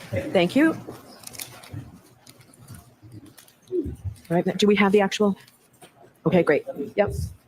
So, 216. Thank you. Jan, thank you so much. All right, Mr. Brennan. Good afternoon, Dr. Wolf. Good afternoon. Fucking guy. When you testified in direct, you shared with the jury some of the work that ARCA does. Do you remember that? Yes. And you had mentioned a couple interesting things, that there had been some work with the Department of Defense. Correct. Yes. The work with the Department of Defense, was that during your time or before you got there? That would have been prior to my employment. Yes. So when you were telling them about working with the Department of Defense, that really had nothing to do with you. That was ARCA before you began working there. ARCA as a whole, yes. The work that we did, yes. Not you. As I said, I wasn't involved specifically in that project. No. And you mentioned that you did some stuff, or the company does some things for the NHL. Yes. You didn't tell us much more about what you do. There's other things that ARCA does as far as clients, right? Certainly. Did you share with us that you work for lawyers and law firms? Yes, we do. And you do litigation, insurance companies? Yes. Okay. Is there any reason why you highlighted the Department of Defense that you don't do and the NHL, but didn't share the rest of the stuff with us? That's just some of the prominent clients that we have. I see. You provided us a CV, didn't you? Yes. And that's like a resume. Tell us a little bit about your education experience. You get to highlight some of the things, your accomplishments. Yes. You shared with us you've been the director of accident reconstruction at this company, ARCA, since 2017. No, not since I started. You started with ARCA in 2017.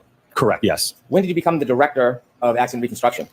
I think that would have been in January of 2024, so about a year and a half. About a year and a half ago? Yes. And you received your certification from ACDAR? Yes. Did you pass the test on both parts the first time? I don't recall if it, I think it was I had to retake, I think, the practical section in the afternoon.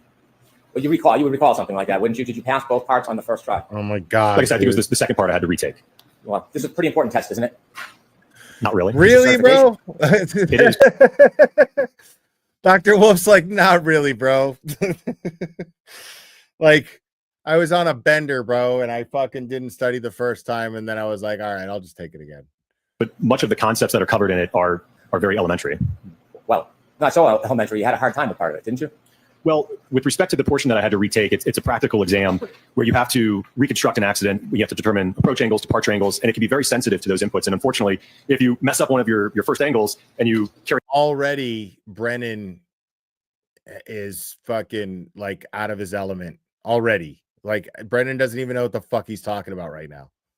Out that calculation, then the whole problem is graded wrong, even if you did all the math correct. So we understand the multiple choice question part, that's the easier part, correct? I don't know, it's easier, but there is a multiple choice part. There's a more practical part where you actually have to go out in the field and do assessments, kind of like things that you did there. You don't go... Look at what he's doing. Like, he's trying to act like, oh, well, you know, when the multiple choice part, you know, you could just kind of guess and get lucky, you know, but when it comes to going out in the field, you really got to show your stuff. Like, bro, like, the dude is, I mean, the guy sitting there right now is fucking qualified. Like, the jury, like, they've already established it. Like, you look like an asshole trying to fucking minimize this guy's expertise by saying that he fucking, like, what, winged it on multiple choice, and that's how he got his certificate. Get the fuck out of here, bro. You don't go out into the field, no. When did you first take that second part? I don't recall. No, I don't fucking know. No, I don't. Suffice to say, you took it again. Correct. And ultimately, you passed both sections of that test? Yes. In your CV, you list your schooling and you list your degrees, don't you? Yes. You mentioned some of the things that you focused on in your academic experience, don't you? Yes. And you have publications.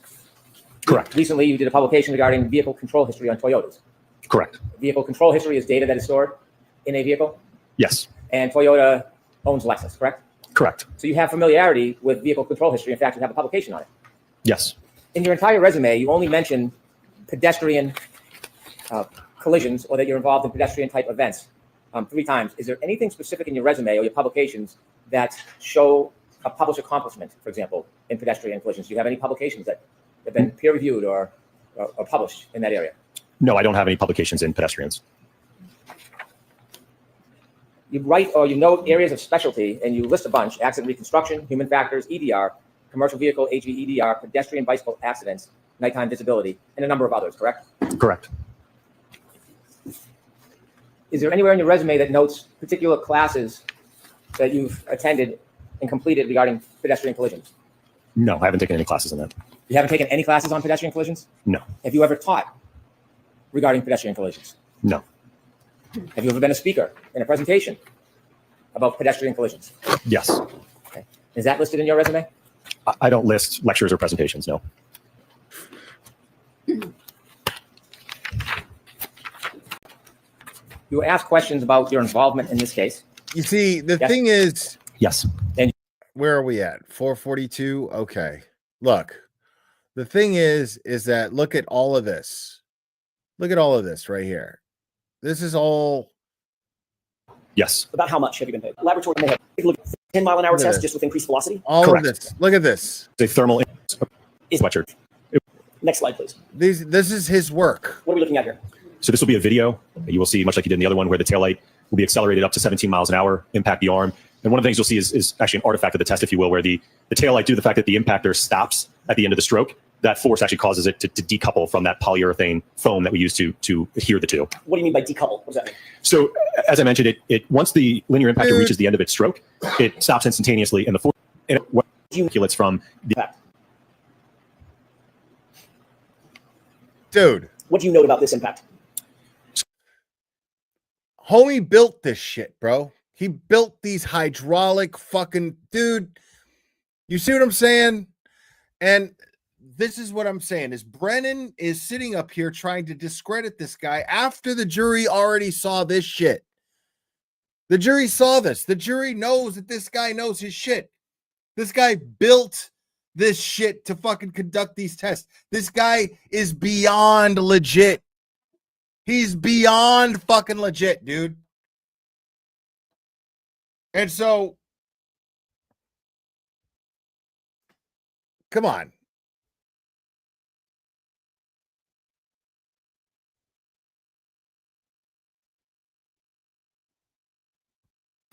Yes? Yes. And you had shared with us that you, at the beginning, were working for a separate party or a third party, you said? Yes, another agency. Another agency. And at some point, nice. Came into court and testified last year. You saw that he slipped that shit in there. And a third party entity, agency, actually. Agency. Agency, as in agents, agency, jury. You saw how he looked over at Karen's defense when he said that shit? Agency. Another agency.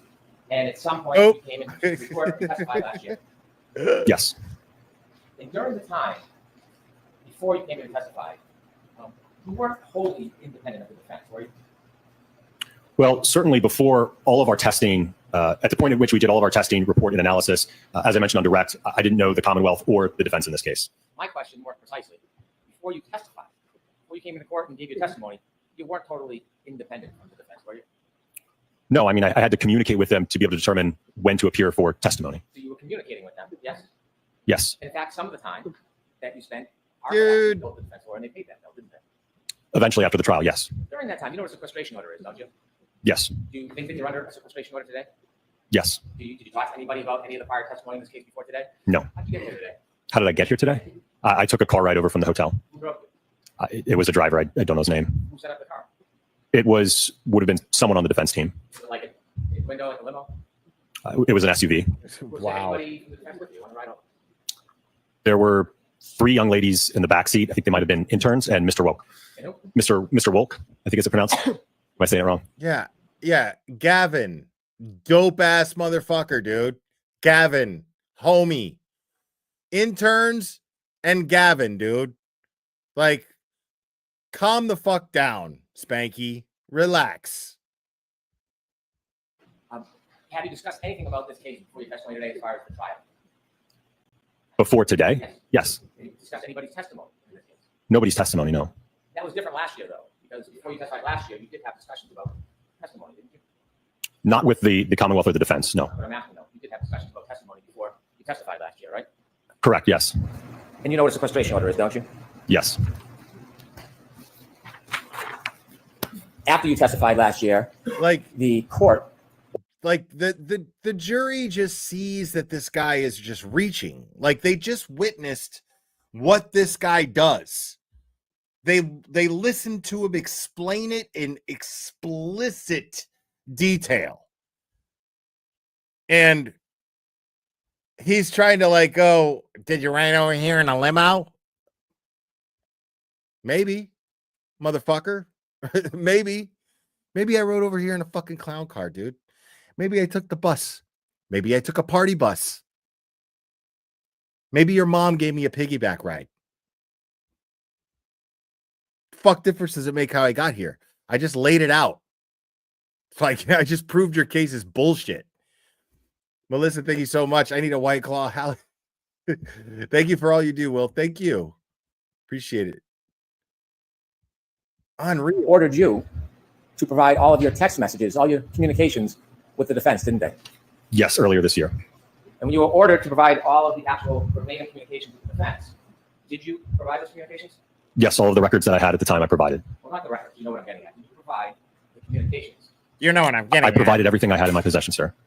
A text message isn't just a time and date. It's actually substance when you text somebody, isn't there? Correct. And when you texted, how many texts do you think you had with the defense? From what I recall, I think it was around 50 texts that I sent. It wasn't 100, I think it was 50. Well, I think it was around 100 total in terms of back and forth, but it was, I think, 50 that I sent. And during those texts, communications, conversations, correct? About logistics, yes. Did you provide the content of those text messages when you were ordered to by the court? Well, those text messages spanned from, I guess it would have been April or so of 2024 to May to June of 2024. Ultimately, I think I received the court's order in May of this year, April of this year. So it was a year after the fact, and I had already deleted the text at that point. How many of those text messages did you delete? I just swiped the conversation, so it would have been the whole conversation. Not how you did it. How many of those 100 or so text messages did you delete, sir? It would have been the whole text chain. I didn't individually delete them. It just, when you swipe, it just deletes the text chain. After you deleted them, did you go into the pieces and delete it and then delete them so they were unavailable? I don't recall doing that. Well, you were asked to search your records of the text messages. Did you do a thorough search to see if you still had them or whether you had destroyed them all? I checked my phone, and I also checked with my phone carrier. And you destroyed them all? Shut the fuck up, dude. Nobody is buying this shit. So do you know if they were still under the recently deleted part of your phone, would you go and take that extra step and totally destroy them? From what I recall, I did not find any of the text messages, no.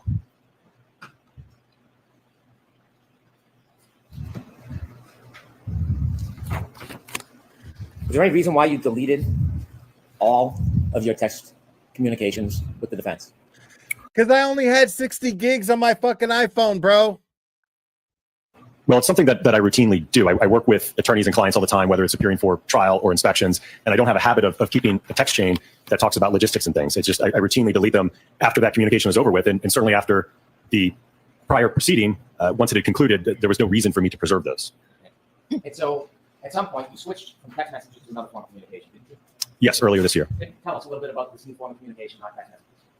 So Mr. Jackson had indicated that he and his defense team utilize an application known as Signal for their communications amongst their defense team. Ultimately asked if I would also use that application to communicate, which I agreed to. Is Signal an encrypted app? It's a secure encrypted app, yes. It doesn't leave any records, right? I don't believe so, no. Well, you're using it. Do you have any records from it? Dude, everybody uses Signal, bro. Now I admit that I didn't start using it until this case. But I use it. Your Signal use? I'm going to allow that. Do you have any records from your Signal use? I do not, no. So you know full well that Signal is an encrypted app, leaves no record. There may be a setting that you can change. I just know that the way that it was set up, there was no record. Well, who set yours up to have no Trace record? the signal. I don't know. I think it was default. Have you ever checked your Signal app to see if you have any record of your communications pursuant to that court order? Well, I don't have the application anymore, but at the time I did check the application. Out of all these clients that you've had, how many times or how many clients would you use Signal with? This was the first time. Have you used it since with other clients? Not yet, no. Before you testified last time at the last proceeding, or should I say when you testified at the last proceeding, kind of like today, you attempted to portray yourself as totally independent, didn't you? Sustaining that. Wow. When you testified at the prior proceeding, Wow. did you attempt to portray yourself as totally independent? Yes.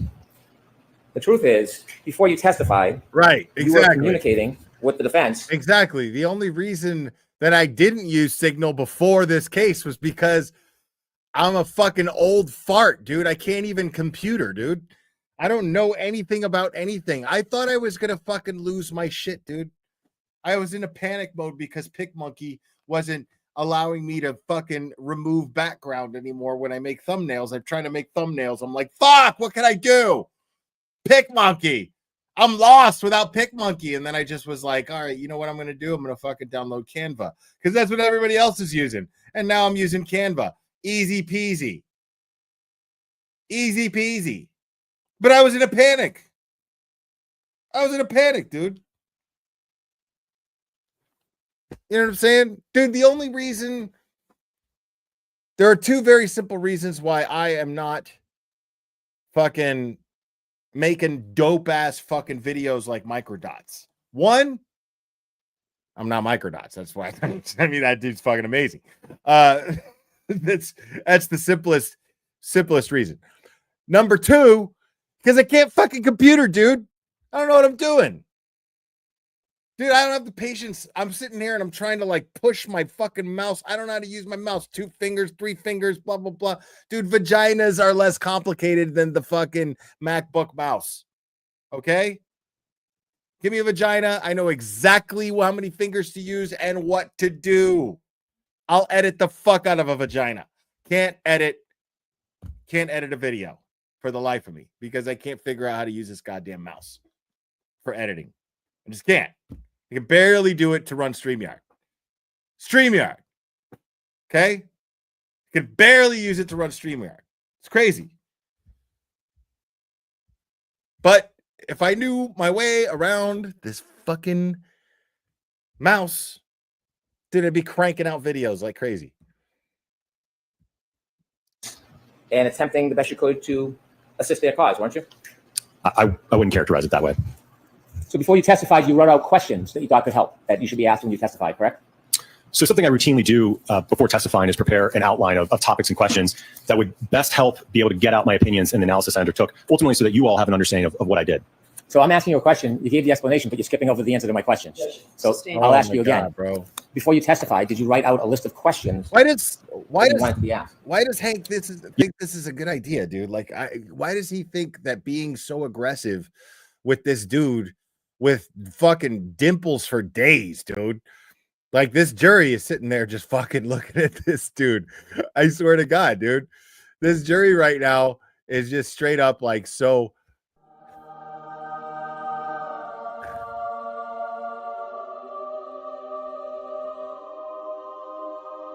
Dimples. Oh, tail light? No, dimples. That's what that jury's doing right now. Even the dudes.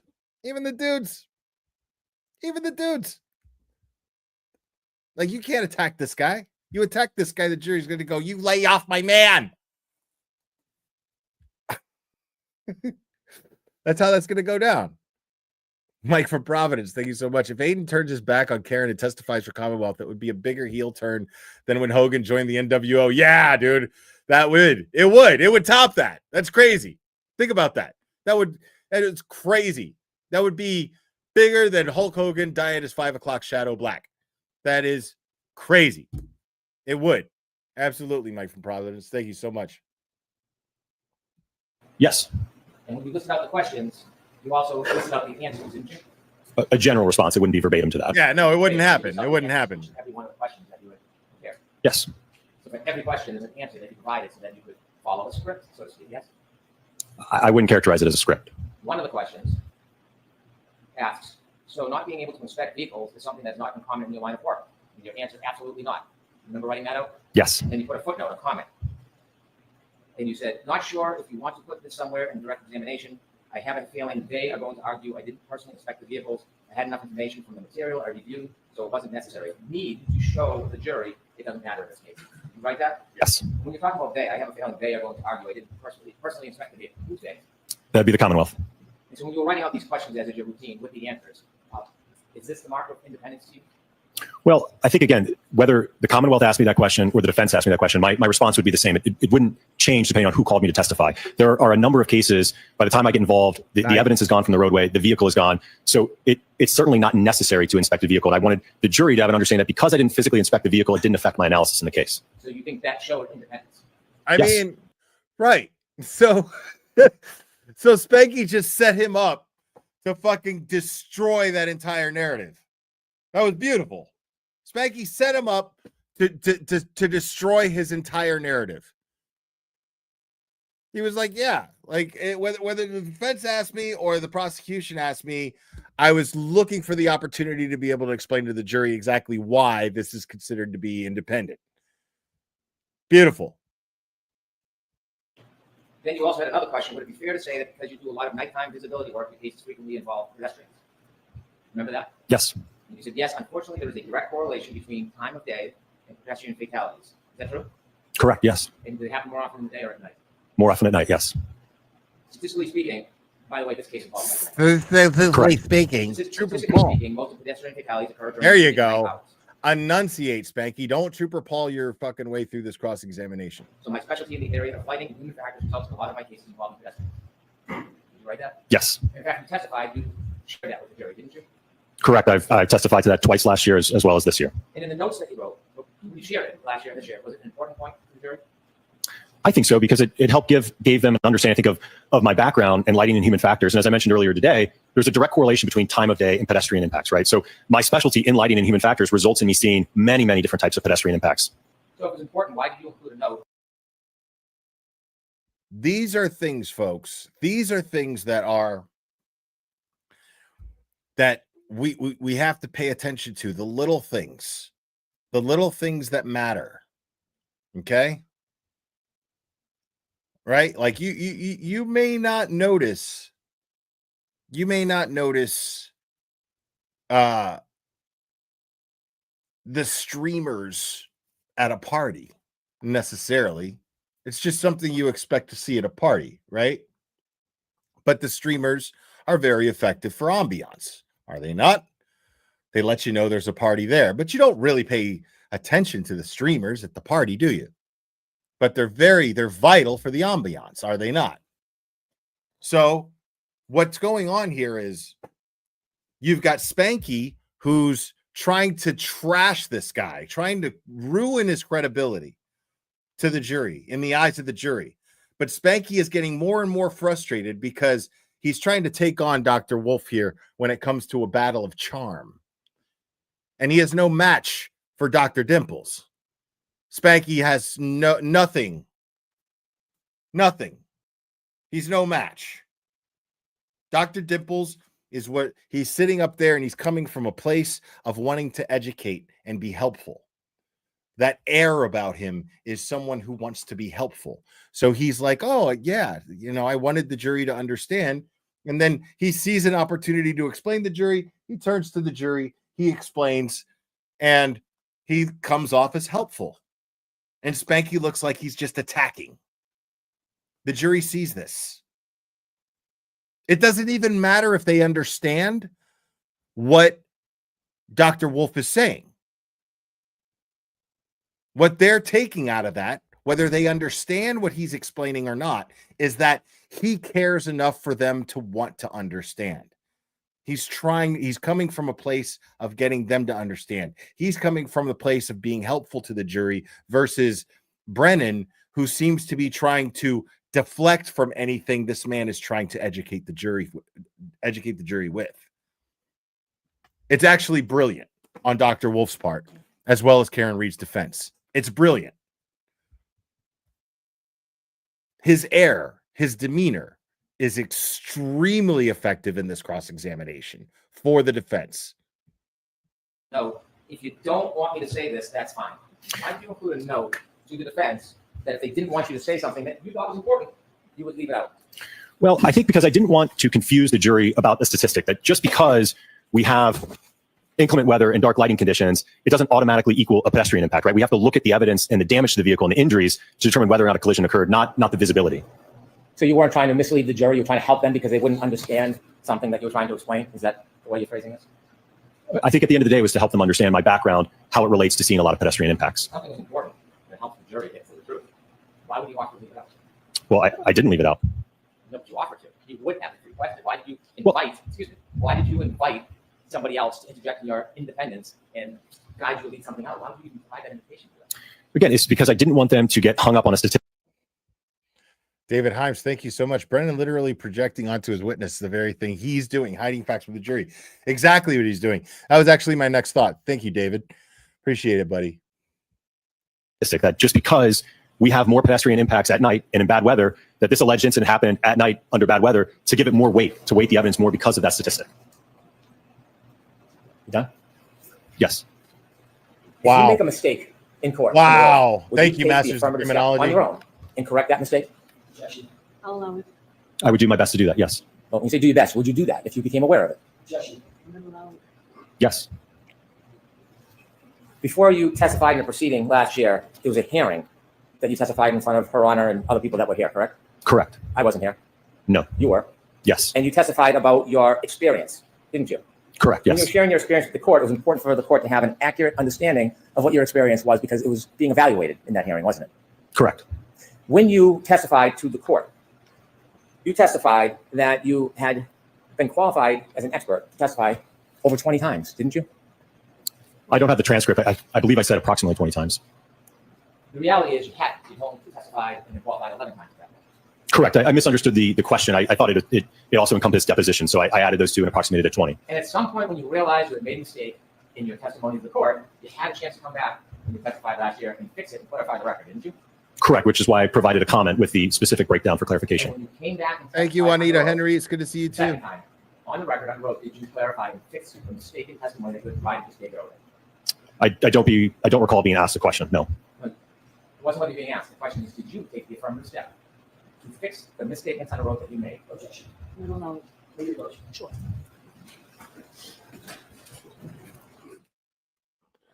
May we approach? You're going to allow that? Okay. After your first testimony, you appreciated that you made a statement on the road that was wrong, didn't you? Yes. In fact, you made a note. I realized in my testimony I said about 20 times, when you asked me how many times I've been qualified, I misinterpreted your question, which was my fault, but in looking at my D&T list, it's 11 trials, 7 depositions, 18 testimonies total. Not sure if you want to clear it up or just leave it. Correct. Yes, sir. You just leave it? I'm not responsible for asking the question, sir. Right. I didn't ask the question, dickhead. Dude, this guy's awesome. Have you ever heard the terms confirmation bias? Yes. Do you know what confirmation bias is generally? Generally, yes. Do you think that you suffer from any confirmation bias in this case? No. Suffer. Do you have any close family that supports one side over the other? Not the facts of the data, but one side over the other. Close family? Yes. Not that I'm aware of, no. Wife? Wow. My wife? Yes. I don't really know what her way to piss off this guy and the jury. thoughts are on the case. See, now what he's trying to do is he's trying to play mind games. This is what Brendan's doing. This is mob defense attorney bullshit is what this dude's doing. Okay? So what he's sitting here doing is saying he's trying to what Brendan's trying to do here is he's trying to agitate him, get under his skin with cheap parlor tricks in order to do it. Cheap bullshit bully tricks. And he's trying to agitate him and get him angry so that he comes off combative. He sees that he's losing. Brendan sees that he's losing the jury, that the jury likes Dr. Dimples and sees Brennan as a fucking weasel rat.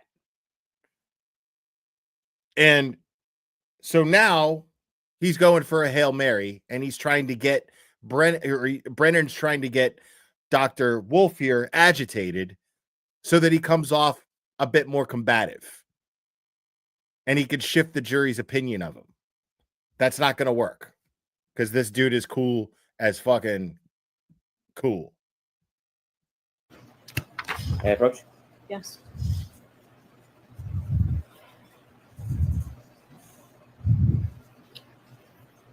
You look at that document. Have you seen that before? No, I have not. Never seen that. No. Take it back.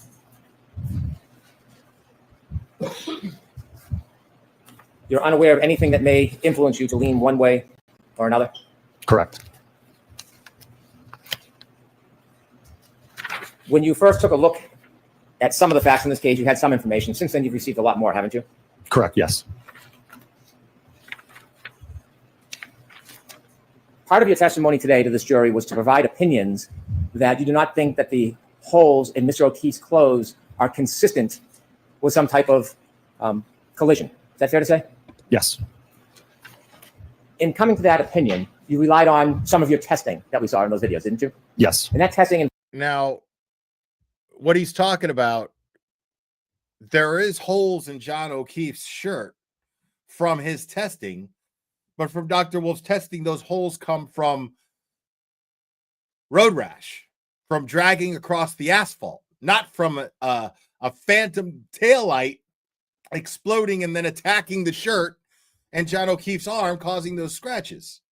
We all know that shit came from a dog. We all know which dog it came from. Testing involves a hybrid 3-arm, doesn't it? Correct, yes. A hybrid 3-arm is an arm from a crash dummy. Yes. That's not the technical name, but that's what it's often referred to. Yes. And you and Dr. Renshaw have been working together on this case, haven't you? Yes. You've discussed ideas and shared thoughts. Yes. In fact, you've worked so intimately together, you know some of the things he's going to testify if he comes to testify, you said many times today, right? Yes. And so some of the I love data that you shared and some of the opinions overlap with each other, wouldn't you? See, this is the kind of logic. I love this. I have to point this out. That cold grass would cause those deep lacerations into John O'Keefe's arm and a clear bite mark around his elbow. Right? Nexus Lexus. That's what you think here? That's what you believe? That's that the grass was so cold that it became sharp and attacked his arm. Interesting. So why weren't there little lighter abrasions? Like, I mean, because grass grows. Think about how much grass grows. Nexus Lexus, you fucking idiot. Yeah, I'm calling you a fucking idiot because you're not going to drop some shit like that in my chat and I'm going to point it out and not tell you exactly what I think of the opinion and what must be the mind that this opinion comes from. And this asinine opinion has to come from the most idiotic mind that I've come across in God knows how long. I mean, that is just plain like this is your mind must be a factory of stupid, like just cranking out stupid always. Like I can't even compute or try to begin to understand the kind of mind that would actually try to justify those wounds as being inflicted by cold grass. You are a bona fide fucking retard, whoever the fuck you are. I mean, you are beyond stupid. Dude, how in the fuck are you going to justify those wounds by cold grass? Dude, the second grass is so thin, dude. The second that it comes across something warm, it thaws and gets soft and limp. All of a sudden, a blade of grass coming in contact with anything warm is going to become higgy dick. That's what's going to happen. It's going to be limp as fuck. Useless. You dumb shit. Man, you're dumb. Wouldn't you say? Certainly, he's going to rely on a lot of that test data, yes. Deadly grass. When you were forming your opinion about holes in clothes and potential abrasions to somebody's skin, all of those tests, all of those that you did, were using a crash test dummy arm, weren't they? Yes. In your report, you cite, or Dr. Rentschler cites, 3 different sources regarding testing clothing and skin, correct? I'm not sure. Well, haven't you read his report? I've skimmed it, but I don't know what the basis are for his opinions. Did you see footnotes 24, 25, 26? Cold 24 being grass. skin tissue cutability and its relation to lacerations, severity indices. Did you read that? Let's see if there's a foundation. No, I didn't read that reference. Did you read 25, the book that is cited, Forensic Pathology, 2nd edition? I'm going to have you come to sidebar.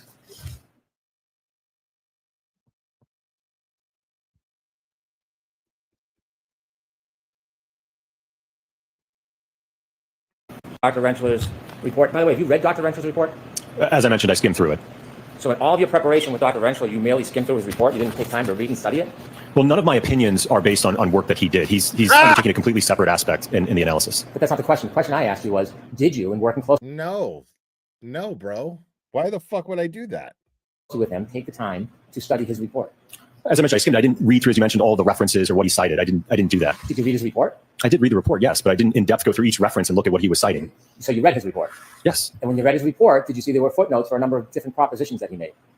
I know that there were footnotes in the report, yes. Well, on the issue of whether or not crash test dummies should be used during experiments as a basis for an opinion of whether abrasions can happen through cloth or an arm, wouldn't that particularly interest you since you were going to come here and testify about it multiple times in front of this jury? I'm not sure I understand your question. You knew you were going to come in here. The simple answer to that, okay, crash test dummies. First of all, that's just Dr. Welcher's bullshit excuse for not using a crash test dummy. A. B. There's a whole nother expert from ARCA that handles that. This dude is going to use a crash test dummy to figure out what kind of damage this thing is going to do, or what amount of force is going to cause a taillight to break. That's it. That's what he's there to prove. The other guy is going to prove that a taillight wouldn't cause those wounds. Simple. That's not his area of expertise. The taillight and the damage to the vehicle is his area of expertise. The other guy, I forget his name. His area of expertise is biomechanical. He hasn't testified yet. He will, but he hasn't testified yet. In here and suggest to the jury that you thought that these tests were inconsistent with causing any type of holes in clothing similar to Mr. O'Keefe's or abrasions on his arm. You knew that was going to be part of your opinion today. Yes. Yes. As part of forming a valid opinion that people can rely upon, wouldn't you want to do as much study as possible on the background for that opinion before you give it to a jury? I suppose, yes. Well, you suppose. Don't you think if you come in here as an expert, the jury is relying on your background and education? Yes. And they're relying on the fact that you're representing something definitive. You just said that, Spanky, you just said that with a straight face when the defense proved that your expert, Mr. Burgess, Burgess's education barely even qualifies him with the title Mr. That's how unqualified that guy is. This guy lied. Mr. is designed to describe a gentleman. You put you put the suffix Mr. before someone's name, it implies that they're a gentleman. A gentleman doesn't lie about their education on an application or a resume to testify in a murder trial. Your Burgess guy is full of shit. Dr. Rentschler, thank you so much. Dr. Rentschler is the biomechanic expert for ARCA. Like you're sitting here talking about how it's so important that someone's background is legit and that their education is legit. And this guy lied about getting a fucking bachelor's degree, bro. Who the fuck lies about a bachelor's degree? That's like lying about a GED. Like, you might as well have just dropped out. You know what I mean? Like, who gives a fuck? Oh, got a high school equivalency. Dude, that's not, I mean, like when I refer to having a GED education, like that's me making fun of myself. You know what I mean? Like, that's me joking about. That's me emphasizing the humor in having been a fucking dropout. Like lying about a GED is like pathetic. Lying about a bachelor's degree when you're supposedly being you're supposedly an expert in a murder trial, then that's fucking pathetic, dude. A bachelor's degree as an expert, get the fuck out of here, dude. The Turtle, thank you so much. Hey, my dude, thanks for the great coverage. Hank seems like the type of guy that would use Viagra and still wouldn't work. Karen Reed is innocent, and it's sad that she has to take it this far. Agreed. Thank you, the Turtle. Appreciate you, buddy. Yeah, I that's ridiculous. Mr. Burgess lied about, dude. He lied about getting a fucking degree or being in pursuit of a degree that doesn't even exist. University of Alabama does not have this degree that he was talking about that he had. And then you're sitting up here trying to pretend like the jury didn't fucking hear that shit and see that shit. Like Alan Jackson didn't pass a note to Bob Alessi. Bob Alessi didn't fucking open the shit and go, "Are you aware, sir, that the University of Alabama does not?" Dude, I'll never forget that shit. That shit was hilarious. And Spanky's out here trying to convince this jury that this guy's got something to live up to after they just saw what this guy fucking does when it comes to accident reconstruction. They saw it with their eyes. Slow motion, fucking high def shit. Like they wouldn't even get that kind of quality on Mythbusters. You know what I mean? This guy's the real deal. Definitively, or with an opinion to a reasonable degree of certainty. You understand that, right? Yes. And don't you think when you do that, that it's important that you have proper study and foundation before you just come into court and give an opinion? Well, I will note that the ATD crash dummy is a generally accepted test device to use for not only assessing occupant forces in motor vehicle crashes, but also to assess impact forces. So that the use of that device is certainly generally accepted. When you get uncomfortable with my question, you generally tend to answer a different question. Sustain, Mr. Brennan, next question. Oh, that's right. Strike that, Jules. Let me ask you again. Don't you think, as an expert, it's See, important Spanky's getting mad. to present an opinion based on science? Are you going to answer a different question with a different answer when I'm asking you this question? I want to take a shit myself. Whatever you want to do, that you study the basis for that opinion before you give it. Yes. When you saw in Dr. Rentzler's report references to this very issue about what should be used, It was on the trial when you're channel. doing demonstration or study of what can cause tears to clothing, weren't you interested in the basis of those opinions? Well, again, it was something where Dr. Rentschler and I worked together, and we were in agreement that we could utilize the ATD arm clothed. When you decided to have an agreement that you could use that arm, did you read the book that he cites as support, Forensic Pathology, 2nd edition, Vincent J. DeMaio? Did you read it? No, I did not. Did you brief it? No. Did you peruse through it at all? No.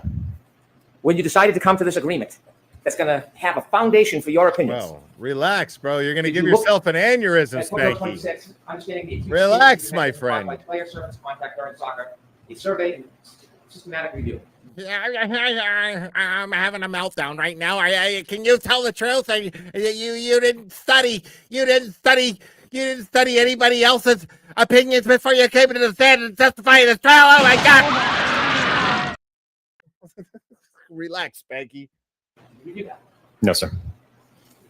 Have you seen any articles that support the proposition that a hybrid 3 arm of a crash test dummy is appropriate to use when you're trying to provide a foundation for an opinion about whether or not tears can happen to clothing or abrasions to skin? Do you have any support for that in your report? Well, again, Dr. Rentschler is going to be addressing the. You're shaking your head. So I'm going to let him answer the question first. So as I mentioned, Dr. Rentschler is assessing the injuries to the arm. Okay, he indicated to me that we could utilize the hybrid arm to assess the injuries to the arm. So you have no independent experience or research or knowledge. I'm not talking about you. You don't have any independent research or science or knowledge to support your idea, your theory, your opinion to this jury about the tears of clothes and the skin. I was relaying the observations from the testing that we conducted with the ATD. Ultimately, like I said, Dr. Rentschler, it's my understanding that he will testify to the abrasions or the lacerations to the arm. Right. Exactly. Correct. Yes. What did I say like fucking 5 minutes ago, dude? Like, that's the simple answer to all this bullshit. Dr. Rentschler's going to testify to the abrasions in the arm, dude. I'm not here to do that. I'll ask you one more time. I'll ask it this way. Name, other than someone called Dr. Rentschler, name the papers, the studies, the literature treatise, name the resource materials you relied on as the basis of those opinions. That a hybrid 3 arm can be used in these type of demonstrations as the basis of that opinion. I certainly, ATD crash test dummies can be used for impact testing. Yes. I think you're talking about tears of clothes, abrasions to skin. I'm asking for the third time. Name one journal, one paper, one study that supports your proposition that you're relying on for the basis of your opinion in front of the jury today. Name one. I did not. I can actually name one. Give me just 1 second here, folks. I can name one, just so you know.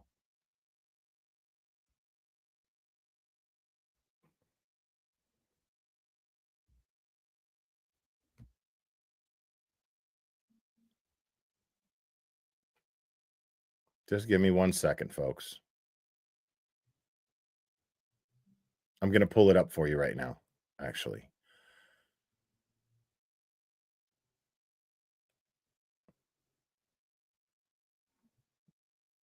One thing that proves that crash test dummies are used for these purposes, as Hank Brennan is trying to point out,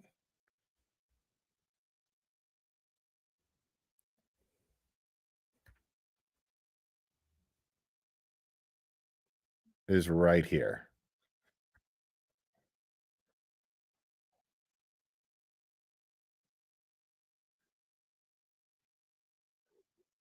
Welcher. So, Judd, what kind of injuries would you expect to see from a pedestrian hit by a car? Over the years, crash tests like this one help us better understand what happens when a pedestrian is hit by a car. Applying crash test data is the job of biomechanics experts like Judd Welcher. Oops. So, Judd, what kind of injuries would you expect to see from a pedestrian hit by a car? As you can see by the alignment of the bumper to your knee, the most common area of injury is down into the lower extremities. With the lower leg, you see damage to the knee structures. And as you get up to higher bumpers or shorter individual damage into the thigh, the femur area. As the severity increases, the body will begin to hit further up onto the vehicle. I'm sorry. Can I hear that one more time? I'm sorry, Dr. Welcher. I need to hear that one more time, Dr. Welcher. Better understand what happens when a pedestrian is hit by a car. Applying crash test data is the job of biomechanics experts like Judd Welcher. Oh. So, Judd, what kind of injuries would you expect to see from a pedestrian hit by a car? As you can see by the alignment of the bumper to your knee, the most common area of injury is down into the lower extremities. With the lower, by the alignment of the bumper to your knee, the most common area of injury is down into the lower extremities. With the lower leg, you see. Oh, you mean I thought that the most common area of injury was to the head? Isn't that what you testified in direct examination in this trial, Dr. Welcher? But you're saying here in this video that you put out that it's to the lower extremities. Okay. You see damage to the knee structures, and as you get up to higher bumpers or shorter individual damage into the thigh, the femur area.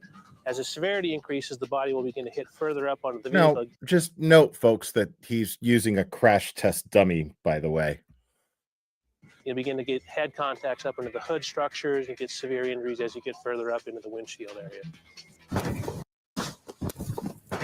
Over the years, crash tests like this one help us better understand what happens when a pedestrian is hit by a car. Applying crash test data is the job of biomechanics experts like Judd Welcher. So, Judd, what kind of...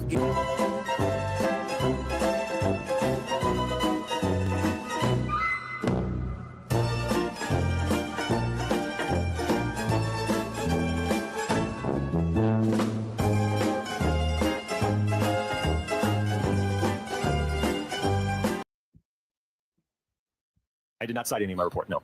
Can you think of one that you didn't cite? Not that I'm aware of, no.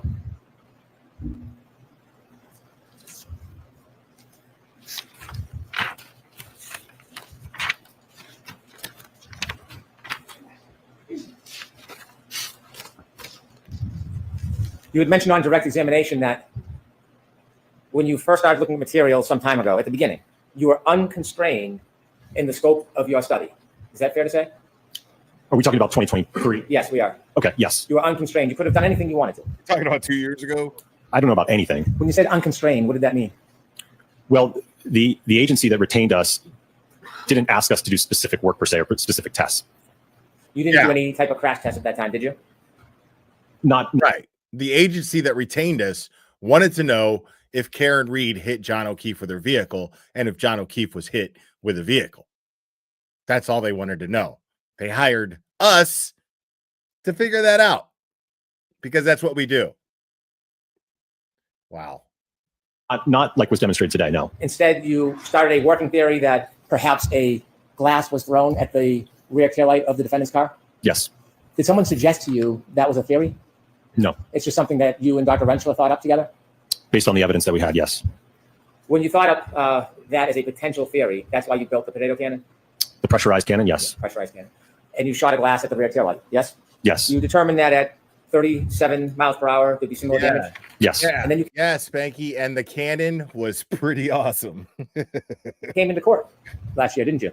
Yes. And you provided that opinion of consistency to the jury, didn't you? Yes. You got up and you said that something to the effect that that speed is consistent with the damage? Yes. Now, when you gave that theory last year to the jury, did you know about other evidence in this case? For example, if a glass was thrown at the back of a car, how would the bottom of the glass bounce off the car and land near Mr. O'Keefe's body?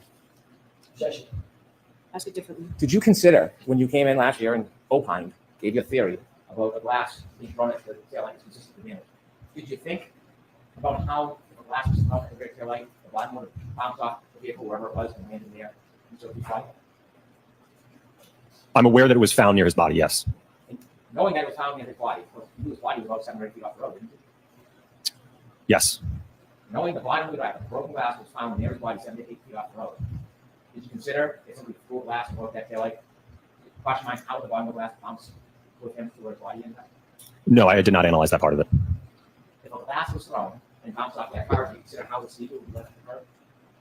No, I did not evaluate that. If the glass was thrown at the car and broke the taillight, did you consider how the debris field would end up on the lawn? Well, it's my understanding, I think that there were plows that came through that night, so I don't know that where the debris field was eventually found, if that's where it would have been at some point earlier. Did you ever talk to Lieutenant O'Hara or anybody from the state police to see if the plows were all the way to the side of the yard or just down the middle? Looking at that at all? No, I did not. So did you give any careful consideration to if the glass was thrown and hit the back of that taillight, how would be a debris field on the front lawn of somebody's yard? I don't think that was a part of our scope. It was more or less to determine whether or not, if the taillight was impacted by a projectile like a glass, could you get generally consistent damage to that taillight? That was the objective of the test. So when you came in and testified last time, you weren't considering all of the other evidence that may not support that theory, were you?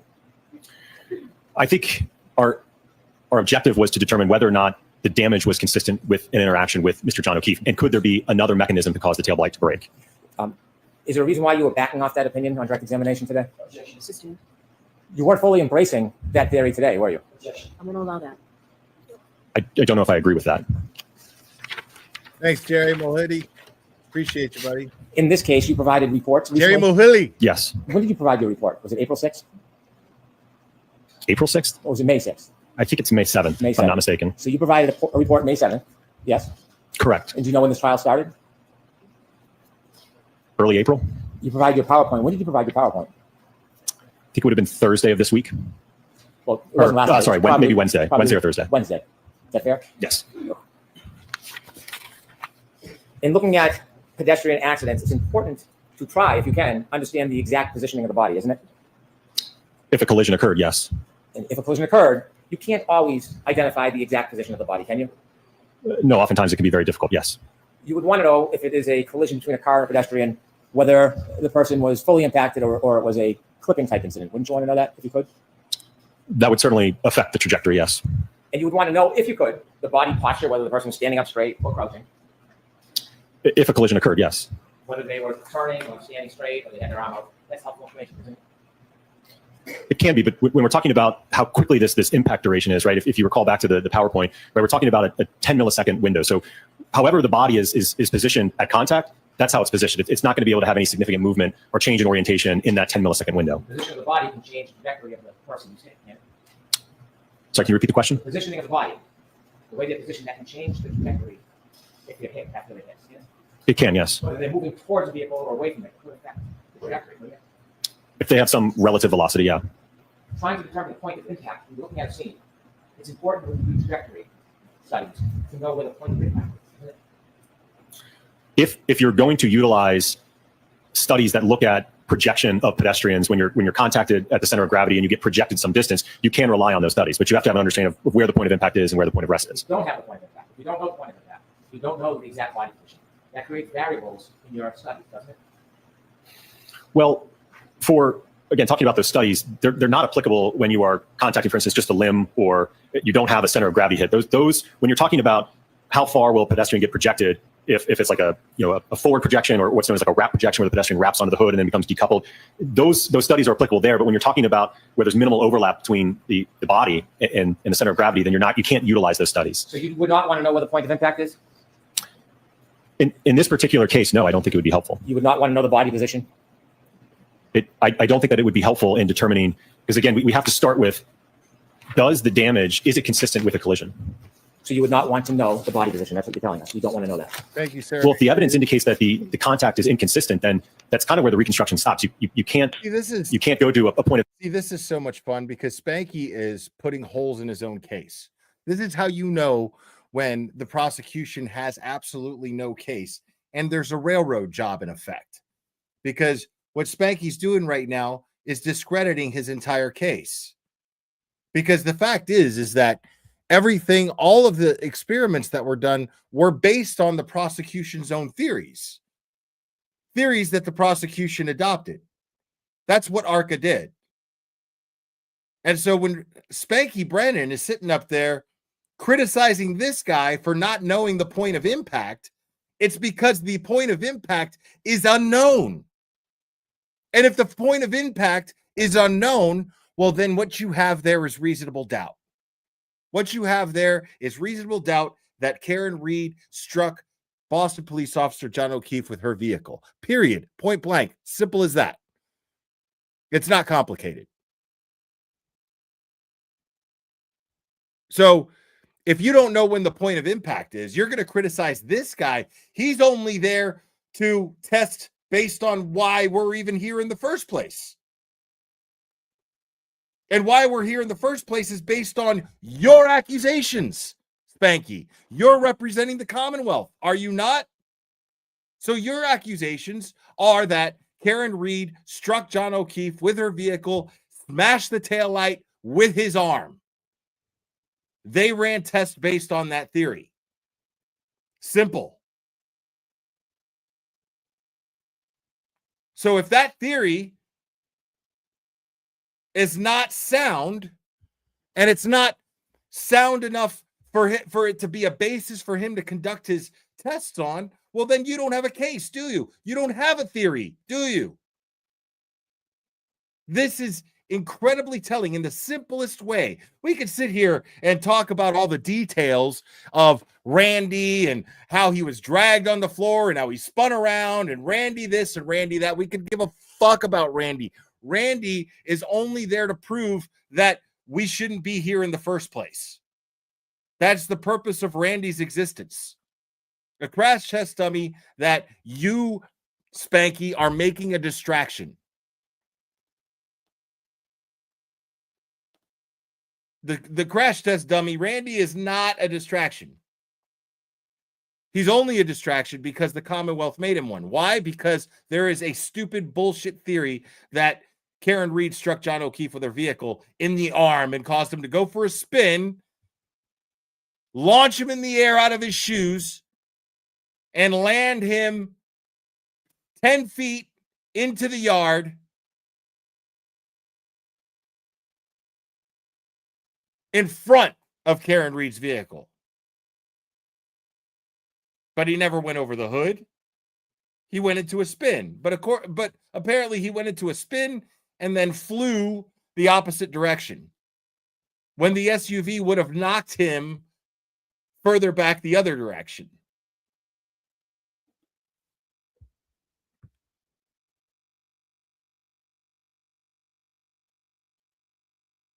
I mean, the whole notion is ridiculous. The fact that there even has to be ARCA testing taking place in this is ridiculous. So yes, it's funny because Spanky's sitting here acting like it's ridiculous that ARCA even is here doing what testifying and as to the testing that they conducted. The testing is ridiculous. All of it ridiculous. This is what Brendan's trying to paint the picture to the jury. And that's hurting his case. Again, because the defense only conducted these tests based on the prosecution's own theories. And here's Spanky up here shitting all over the theory. He's discrediting the theory, which is great. Like, it sucks that ARCA had to do everything they had to do if at the end of the day, all Spanky's going to do is discredit his own theory in front of the jury himself.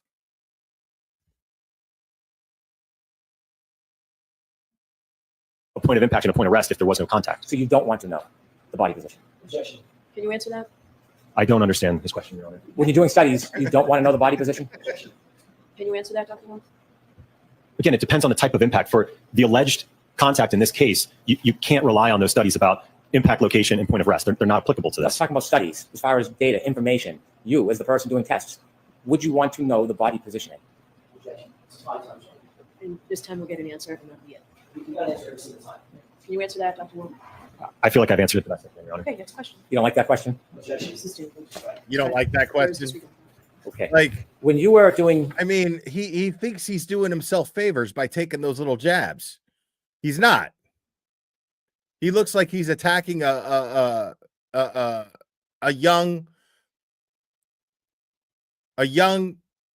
very credible, very educated man, a professional who's just there to testify on his studies that he was asked to testify on. Like, here's the thing is, even if the stuff that the picture that Spanky's trying to paint were applicable, it wouldn't be applicable because the problem would be with the defense, not him. Attacking him is a bad look because he's just doing his job. He's already convinced the jury that that's all he's doing is his job. Hi, I'm a debris field and rescue Randy as my husband. Thanks, Hannah. Thank you so much. Appreciate it. These video demonstrations, was it important to be as accurate as possible? Yes. Data changes if information changes, right? I'm not sure I understand the question. That's a tough question. You want to be precise as you can in ultimately having a conclusion regarding data, don't you? Yes. Could I have PowerPoint page 12, please? I would be confused too. I'd be like, is this guy trying to like?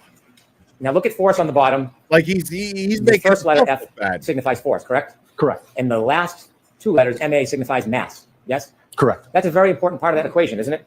Yes. If you change the mass, it can change the whole analysis, can it?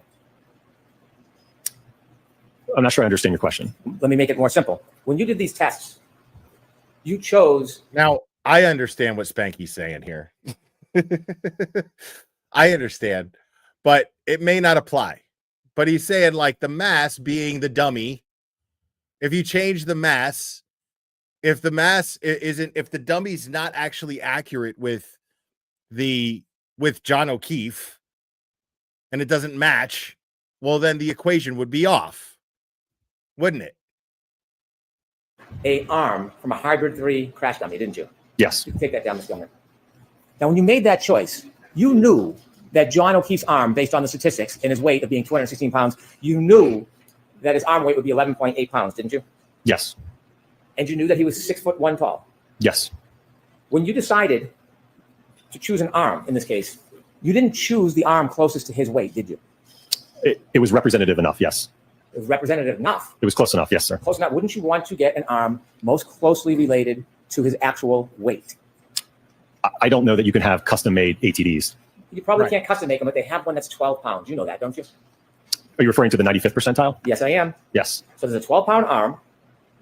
Mr. O'Keefe's is 11.86 according to the statistics. You know that, right? Yes. You looked it up. Yes. You didn't tell us that on direct, though, did you? I don't believe I was asked that. Instead of choosing the 12-pound arm, which is 0.12 difference, you chose a much lesser weight, didn't you? It was about 10 pounds, yes. No, it wasn't about 10 pounds. It was less than 10 pounds. Let's be exact. You're a scientist. Let's be as precise as possible when we're talking about data. It was less than 10 pounds, wasn't it? I think according to the spec sheet, I think it's 9.4 pounds total.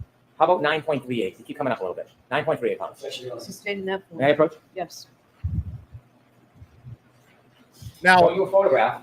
Spanky's got a point there. He does have a point. As much as I hate to admit it, he has a point. If there's a 12-pound, if it's 11.84, if John's arm weighed 11.84 pounds, why wouldn't you go the route of a 12-pound arm? You know what I mean? Like that would be the closest to it. So, no, his math is actually, I mean, it's not wrong, you know? The problem with it is it's semantics. It's semantics. And thank you, Meatball Morris, you sketty stain. It's semantics. It's stupid because the whole point is whether or not there's it like the results of the test are what matters here. Right? And the fact of the matter is that you don't have a point of impact either. So it doesn't matter. Like, it really doesn't matter if there was a pound difference between the arm, between the mechanical arm and John O'Keefe's arm to conduct the test. The whole point is that the test is bullshit. The test is unnecessary. The test is based on a theory that is impossible. So it doesn't fucking matter. Kelly Denver, thank you so much. Don't call me Deaver. No one weighed John's arm and the math was wrong. It's 21%. Okay, thank you so much for that. Appreciate it. All I'm saying is it doesn't matter. It's a moot point. Is that a photograph of your materials in this case? Yes. In that photograph, it shows the arm that you used in your studies, doesn't it? Correct. And it shows that that arm weighs 9.38 pounds, doesn't it? Yes. And that is less than the 11.86 pounds of the Mr. O'Keefe's arm, yes? Correct. Yes. You didn't put that photograph into PowerPoint to make it clear to everybody you were using an arm that was a much lesser weight, were you? No, I didn't put that photograph. I'd like to move this to evidence, please. Okay. Any objections, Mr. No, Jackson? you are. Court Commissioner, I'd like to show this. Just give us a minute. Let Madam Court Reporter mark it. 217. Yes, now you can play it. This is the arm that you use in all of your videos, right? Correct. Yes. And you can see, could you zoom in, Ms. Gilman, on the weight? 9.38 pounds. Yes. There's a bigger difference between 9.38 and 11.86 than there is 12 and 11.86, isn't there? Correct. Yes. So when you do the math, and have you done the math before on this? When you do the math, it's 26% difference, isn't it? In terms of more force? No, mass, weight, 26% difference, Okay. right? I'm going to trust you. Yeah. Well, do you have a calculator? I do. Can you do it? Right. He's trying to say, yeah, I trust you. I don't give a fuck. It doesn't matter. It doesn't make a difference in my testing. Spanky is dirty. No one weighed Jen O'Keefe's actual arm. Everyone used estimates, including the medical examiner. The 11.8 pounds is an estimate. AJ makes a point later. Great point. Thank you so much. Yes, we're not going to be able to get to direct today, but we'll play a little bit more of this. But I'm going to. Before you do that, you took this from Mr. O'Keefe's 6'1". You used a crash test dummy. What is the height on it? Well, the ATD I believe is 5'7". The Rescue Randy I think is 6 feet tall. We'll talk about the Rescue Randy later. We have Rescue Randy. All right, we'll get back to. We'll probably cover some more of this. Maybe tomorrow. I don't know. But I am going to wrap this up, folks, because I think Bettero is going to be on Nurse Kim's, as I understand it. So go ahead and raid the Nurse Kim chat. Jeannie Lynn, thank you so much. I appreciate you as well. Thank you. I really, really, really do. You guys are amazing. And I actually got. Oh yeah, and I got a PayPal from Stephanie.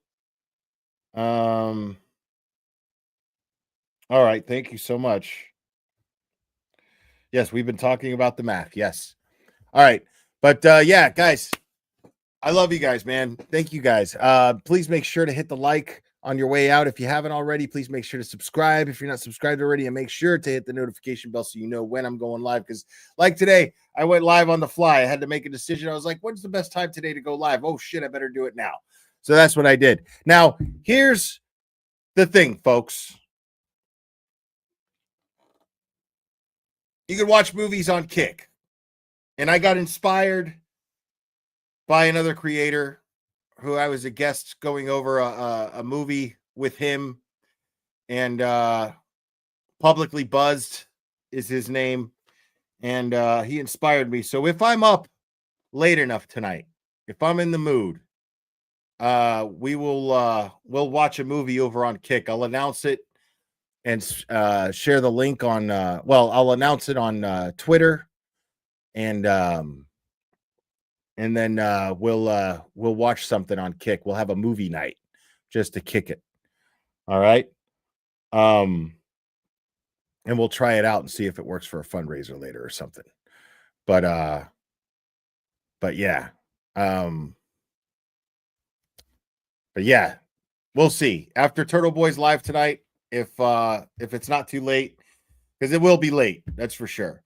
But if it's not too late and I'm not too tired, we'll do a movie night later on, and we'll just hang out and kick and watch a movie.